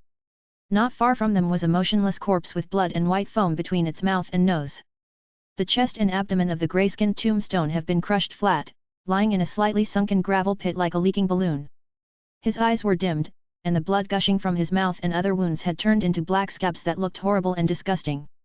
Wearing a green combat uniform, Scorpion's height dropped sharply by more than 10 centimeters, because his head had disappeared, and there was only a large piece of dried blood on the broken neck, indicating that it was diffused and condensed into black and red roses. The only thing that was intact and decent was Thriller, who was dressed in a combat uniform composed of yellow and black plaid. He still left a whole body anyway.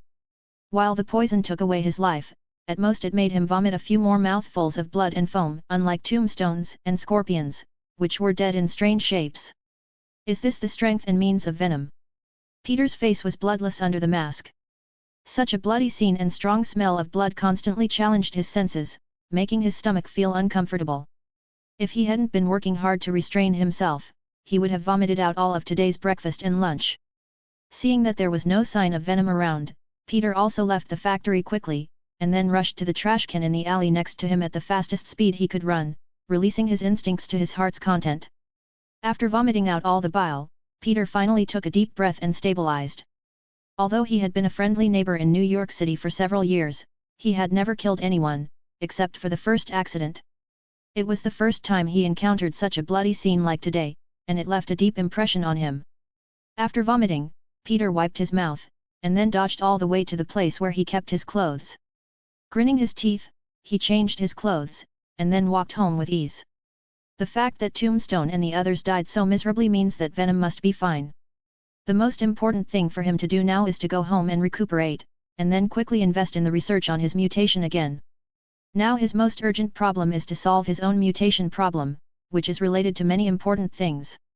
Through today's accidental kidnapping incident, Peter is more eager to solve his mutation problem, and he can't stand by in the face of such a thing. I also dare not imagine that he would be powerless to solve such a thing if his cherished family and lover encountered such a thing. He must overcome this mutation problem to ensure that his spider ability can be stabilized. If he still can't achieve stability after doing his best research, then he would rather turn back into an ordinary person than become a monster. Thinking of this, Peter's eyes became firmer. After returning home, he hid in the room, locked the door and began to apply medicine to himself. Looking at the bruises on his body, Peter opened the drawer with a grimace and took out the Trauma Type 01 and the latest internal Trauma Type 01 from Zero Medicine. While drinking potions for internal injuries, he was applying ointments and large wound patches for external injuries. Peter can also be regarded as a loyal user of Industry Zero. After all, he will always suffer countless injuries, large and small. With these drugs, at least his recovery from injuries can be accelerated a lot. I heard that the military has Type 02 wound medicine specially provided by No Medicine. The effect is much better than the civilian version. Maybe I can find a way to get some. The occasional injuries made Peter very eager for wound medicine. After knowing that the military had a better version, he couldn't help but feel a little bit moved. After dealing with his injuries, Peter also turned on his computer and notebook, and continued to study his mutation. He felt that his research seemed to be in a dilemma. He obviously seemed to have a little idea, but he just couldn't grasp it accurately. He tried discussing it with Dr. Connors, but again to no avail. I don't know if Venom understands this knowledge, or if there are such people among the people he knows. Perhaps different ideas can provide me with some inspiration and sparks. Peter sat on a chair and looked up at the ceiling. His chaotic thoughts and clueless progress made him a little numb. Thinking of his thoughts just now, he also took out that small communicator, and then conveyed his thoughts. If Venom or someone he knew had the talent, maybe things would turn around. Peter thought about it and couldn't help sighing. Under such a severe situation, he didn't want to let go of any possible hope. Maybe the answer was hidden in that inconspicuous corner, waiting for him to discover. Chapter 98, The Evolution of Venom. Step back in time a little bit. When Peter returned to the factory to find Chen Linen, the grey-haired old man who had been rescued by him and kept saying words of gratitude was looking at the direction he left, his eyes gradually darkening. Because he didn't bring anything with him, the old man could only find a phone booth and use a coin he found on the ground to make a call. After the call was connected, the old man immediately said to the person over there in a deep voice, "I'm Silverman, send someone to pick me up. Prepare and prepare well. I will make a good plan when I go back. That guy Jinbing dared to attack me directly. I will let him know how terrible the price of angering me is." The old man named Silverman also hung up the phone after speaking. He looked at the tall building belonging to Jinbin in the distance, his eyes were full of suppressed anger and gloom. As a figure who dominates the underworld, although Silverman's reputation is not as great as that of Jinbing, his strength is not bad at all. After John Harmon's death, he was the one who first seized the New York drug market, and at the same time seized gold and the most profit. Before John Harmon was alive, Silverman had been oppressed and suppressed in the drug market in New York. It wasn't until the other party died unexpectedly that he found an opportunity to attack quickly. Before Jinping could react, he occupied most of the drug market in New York, causing Jinping to lose nearly half of his profits. Facing Silverman's strong expansion and aggression, after a period of patience and resistance, Jinping made a bold move, using the few criminals he had just recruited to carry out the kidnapping operation against Silverman. Through the Green Goblin's attack on himself, Jinping also fully realized how lethal these strange guys with different powers are to ordinary people. So he also flexibly used the resources at hand to use these criminals to eradicate his old opponents in business and underworld. Although Jinping's plan was perfect, he didn't expect that Spider-Man would suddenly appear to disrupt the situation, let alone know that Spider-Man called Venom, and Venom directly killed all the super criminals he had worked so hard to summon, and there were only a few left. At this moment, he was still waiting for those people to bring Silverman back to him, and he had no idea what happened. After the Venom brought Chen Linen home from the factory, the very exhausted Chen Linen fell into a coma all night and didn't wake up until the next morning. Looking at the Venom of Kaba Kaba chewing chocolate, Chen Linen snatched the chocolate in his hand with a bad expression, and said in a cold voice, "I think you need to explain to me why you fell asleep for so long. It's clearly said that it won't be long, and I've heard from you that I eat chocolate almost every day, but it doesn't help at all." Listening to Chen Linen's question, Venom also smiled coyly and said, "I didn't expect this, did I? So didn't I also say at the time that it might not be very short?" After hearing Venom's reason, Chen Linen also raised his eyebrows and frowned, preparing to say something. Seeing this, Venom also knew that the situation was not good, so he said before Chen Linen, "Of course, the matter about time is indeed my problem. The reason I asked you to eat more chocolate is to wake myself up earlier. As for why it makes you feel useless, let me explain to you slowly." Hearing this, Chen Linen also folded his hands and leaned on the sofa, waiting for the Venom to give him a reasonable explanation. All the injuries on his body have been repaired by the Venom without leaving a single scar. Seeing his posture and appearance, Venom also felt that if he couldn't come up with any reasonable explanation, he would definitely be cleaned up and embarrassed. After briefly sorting out his thoughts, Venom also coughed lightly and began to say, "Actually, what I said at the beginning is not wrong, I do have such a hunch. After waking up now, I also thought about why things deviated from expectations, and finally felt that the most likely situation should be like this. I suffered a lot of damage from the huge explosion at that time. The purpose of deep sleep is to allow me to recover faster, and the purpose of chocolate is to replenish enough energy for me. But after my injury recovered, because I still had enough energy, I began to evolve and become stronger unconsciously." Speaking of this, Venom also excitedly said to Chen Linen, "Now all my abilities, including strength, speed, reaction, and perception, are stronger than before." Venom grinned and said, "Now we are nearly twice as strong as before after we are combined. Like the ugly grey-skinned monster I trampled to death, even if his physical defense is stronger than before, I can easily kill him." After saying this, Venom also tentatively picked up another piece of chocolate from the side, and then said while watching Chen Linen's reaction, "The most important thing is that after this deep sleep, my flame and sound wave resistance have improved. Quite a few. If I suffer another big explosion like before, I will at most suffer a little injury or feel a little uncomfortable, but I will not fall into a deep sleep at all, and I can recover after a maximum of 2 days of rest." Seeing that Chen Linen had no objection, Venom happily opened the package and tasted the hazelnut chocolate. It has both the mellow and rich aroma of chocolate and the crispness of hazelnuts. "This chocolate is very good. It can get points out of." Seeing Venom happily eating chocolate and commenting on it, Chen Linen's lips turned up with a smile. He took a bite of the chocolate he had just snatched from Venom, and then said softly, "You can barely explain it." Venom also wriggled proudly when he heard the words, appearing extremely embarrassing. But before it was happy, Chen Linen continued to say, "However, all the chocolates that were agreed to be rewarded to you were deducted because of your absenteeism." Bah! Hearing Chen Linen's words, the chocolate in Venom's hand also fell on the table. Looking at the man with a bright smile in front of him, he only felt a burst of sadness and pain, and the grief and indignation in his heart trembled and turned into a word of despair that resounded throughout the living room. No! It had worked so hard to wash dishes, tidy up the house, and clean the house, just for the sake of chocolate, but now the rewards it received were all gone. How could it not be sad? Seeing the grief-stricken look of Venom, Chen Linen also felt a burst of relief in his heart. Sure enough, the days when Venom can be bullied are quite interesting. Just then, beep beep, the voice sounded, and the communicator was ringing again. Chen Linen took the contact device to look, and saw that Peter sent him a message, which first thanked him for his help, and then asked him if he had done any research on genetics.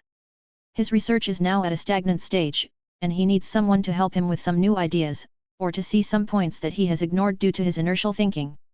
Chen Linen thought for a moment when he saw the news. He really didn't have much research on genetics, but he was also curious about the reason for Peter's mutation.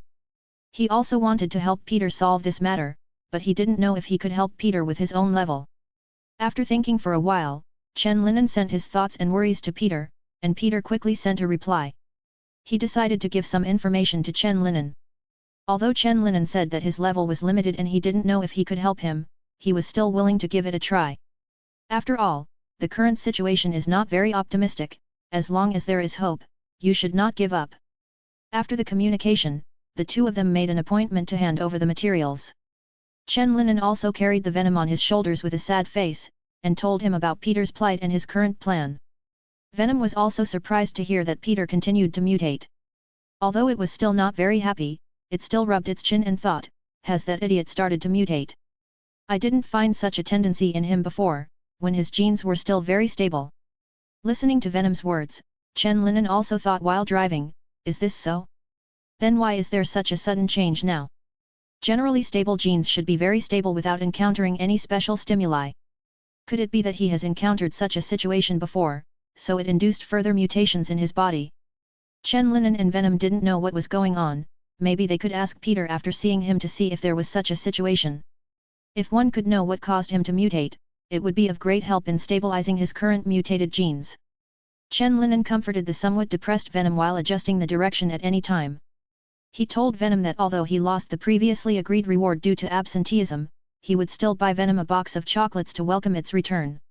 Hearing Chen Linen's promise, Venom, who was originally languid, suddenly became energetic. Hey hey hey! Then I want a box of hazelnut chocolate. The rich and mellow chocolate and the crunchy hazelnuts are a perfect match. No problem, I'll buy it soon. Looking at the rejuvenated Venom, Chen Linen readily agreed to his request. Thinking of a box of delicious chocolates in a moment, Venom felt that the whole world became brighter. The clear blue sky and bright sunshine had never been so dazzling, and even the breeze seemed so gentle. The day after tomorrow. Chapter 99, The Cause of Variation. Soon Chen Linen came to the place agreed with Peter, which was still on the top of the building where the bat statue named Bruce was. The stone fence next to Bruce obviously looks like it has just been repaired, because the last time Chen Linen rested here, he was attacked by Thriller and Scorpion, causing the fence to be broken into pieces. Fortunately, their attack did not miss at that time, otherwise Peter's good friend Bruce might have been blasted to pieces. After Chen Linen came here, he was still sitting on the fence watching the news, waiting for Peter's arrival. Peter has been troubled by the threat of mutation now, so it must not come as fast as him. He should have to wait for a while. James' annoying old face was still on the big screen, and he was still reporting news about Venom as usual. The bodies of Tombstone and others have been found and handed over to the police. The police department also officially held a press conference on this matter. Because the people who died were either fugitives or criminals with previous convictions, the enthusiasm of the media was also very high, and they all wanted to dig out some information. And James is obviously the best in this group of media. Through some clues and nearby people, they witnessed evidence that Venom was here at that time, and they immediately locked the murderer on Venom. The serial murderer, Venom, is still so rampant. The beard on James' lips trembled slightly, and he said to the person in front of the screen seriously and affirmatively. According to our reporter's exclusive news investigation, the death conditions of those criminals were extremely miserable. One of them had his head cut off, and the head disappeared and has never been found. One's chest was crushed, and even the bones were broken into pieces. After investigation, the only intact body was confirmed to have been poisoned by a highly toxic substance. The death condition was also extremely miserable. Such a brutal murderer is considered by some as a hero for maintaining social order. I can't help but worry about the future of our city. After James finished speaking worriedly, he continued to express his opinion. Many people may think that these deceased are criminals themselves, so they don't deserve pity. But the way our society operates is that bad guys have to be tried by the relevant government agencies. It's hard to imagine what our city would look like if everyone abused lynchings like Venom did. Chen Linan was lying on the fence basking in the sun. He was completely immune to James' rhetoric. At the beginning, he would still feel very uncomfortable and his mood would be affected by his news, but now after hearing it more, I have no feelings anymore. There is indeed nothing wrong with James' words in some aspects, and everyone has their own ideas. Chen Linan also understood this. However, in his view, since those criminals challenged the legal order and did not receive the punishment they deserved, then the order is flawed and imperfect. That's why people like him and Peter exist, and since order doesn't keep people protected from harm, they fill in the gap. Why is this old man like this? I knew that I should have thrown him in that factory and let him explode with that six-armed guy. Chen Linan has become numb to James during this time, but the newly awakened Venom is not like this. It angrily scolded the guy who didn't know how to be grateful. Even the idea was the same as Chen Linan before, thinking that maybe he should not be rescued from the factory together. After the Venom crazily output to James for a while, Peter finally came to the roof of this building. Looking at Chen Linan lying on the fence, Peter also touched his head and said apologetically, "I'm sorry, without the spider ability, I can't rush as before. I can only come here by car. There was a traffic jam just now." Peter didn't wear Spider-Man's suit today, nor did he do any disguise, he just carried a handbag.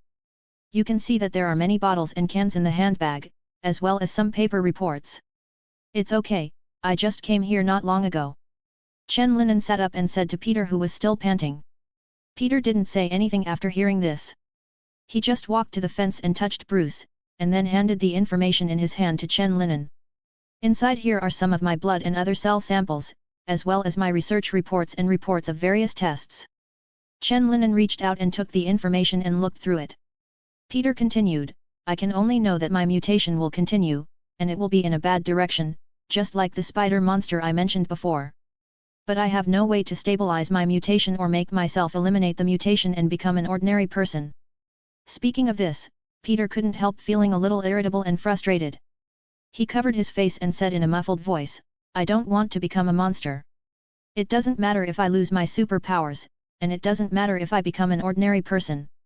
Since I became Spider-Man, I have been fighting for the tranquility and evil of this city. I don't want to become a monster myself, destroying the tranquility and hurting others." Chen Linan was also very touched when he heard the words. He understood Peter's sadness and helplessness very well.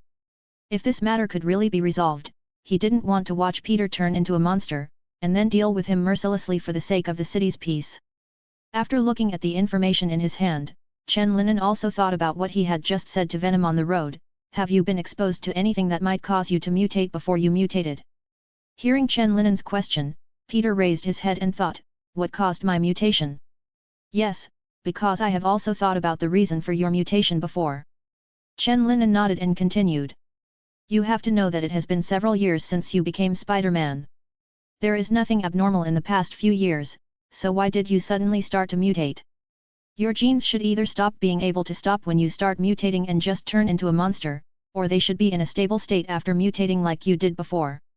So your sudden mutation should be because you encountered something that caused you to mutate. Do you have any clues or memories about this?" Chen Linan's analysis made Peter fall into deep thought. He had never thought about the reason for this. Sure enough, it was right to find Venom to help him solve the mutation problem.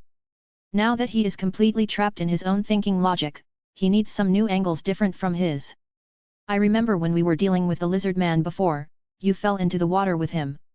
Chen Linan suddenly thought of the new genetic recombination device he used when he was dealing with the lizard man. At that time, there was a very bright light in the water, and by the time it came up, the lizard man had turned back into Dr. Connors. "So is your mutation related to the new genetic recombination device?" Hearing Chen Linan's words, Peter also fell into deep thought, and had to say that this was very possible. After pondering for a moment, Peter shook his head and said, "I'm not sure about that either. I can't rule out that he has some influence on my genes. However, according to previous research, the gene should be injected first and then recombined with the new gene to be effective." After saying this, Peter suddenly paused. He suddenly thought about the mutated spider gene in his body. Was this equivalent to the fact that he had injected the animal's gene? Damn it, it seems really possible. The source of my spider ability is that a mutated spider bit me. Thinking of this, Peter became a little excited. Hearing Peter's words, Chen Linen also continued, if it's because of the new gene recombination device, then we can try to use the same device to reverse. After all, lizard people can turn back into humans, so there's no reason why you can't. Peter also nodded solemnly, and he finally found some hope of breaking the situation. But soon Chen Linen remembered another thing, and continued to say with a somewhat ugly expression, no, if it's only because of the new genetic recombination device, then why did your spider ability start to disappear recently? Think about it carefully, is there any other abnormal situation? Hearing Chen Linen's words, Peter's heart tensed up after he let go a little bit. He frowned and thought carefully about what happened when he first felt the spider's ability disappear. After thinking for a while, Peter also widened his eyes as if remembering something and said, I remembered.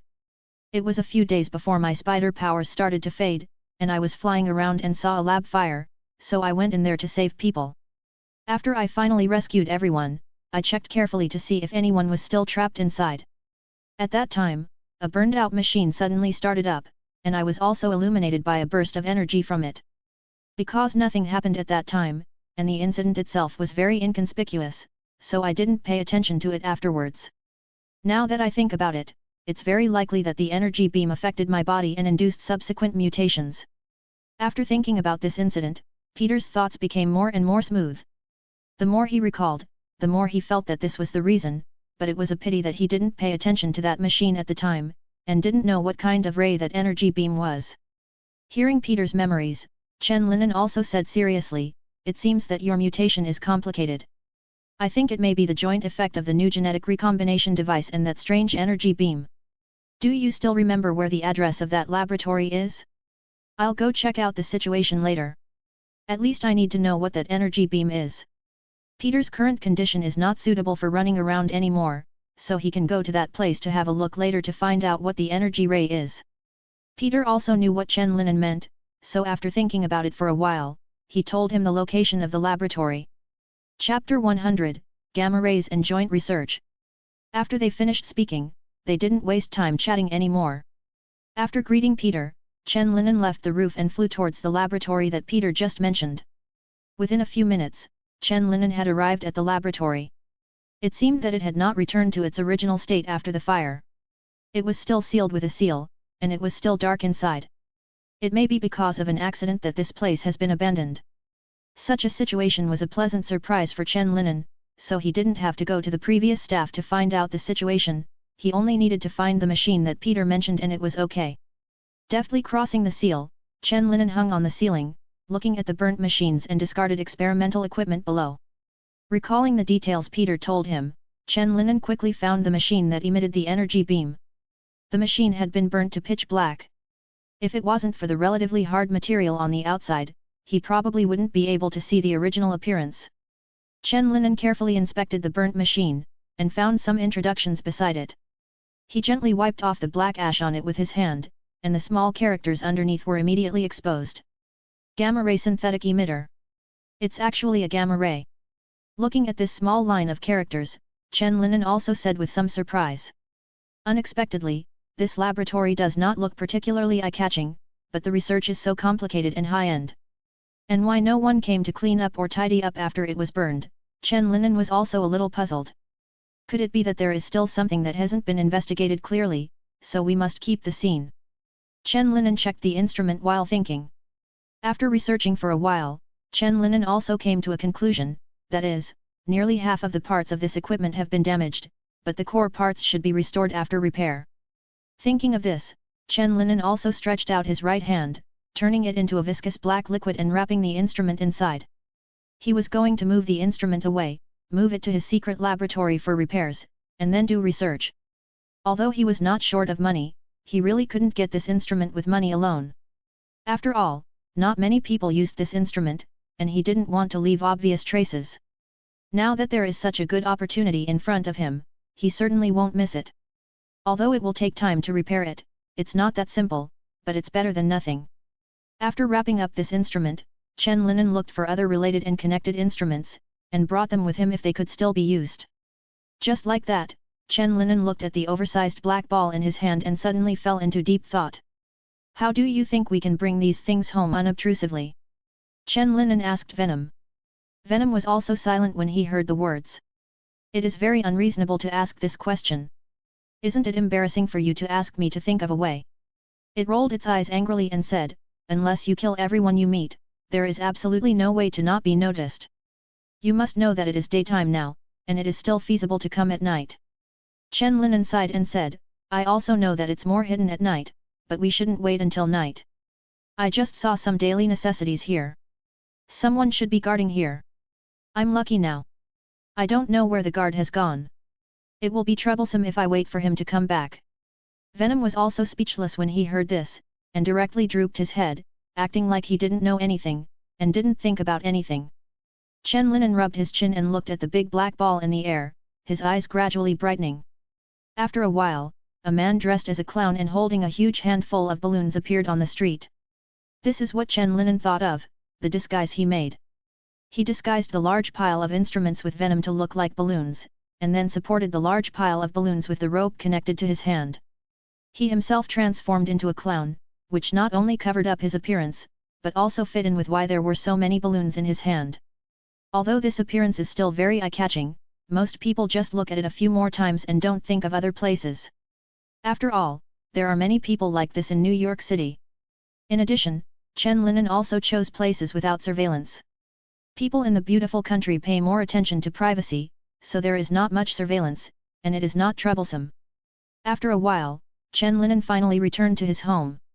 There were some parents with children on the way who wanted to buy balloons from him, but he rejected them with a smile and a wave of his hand.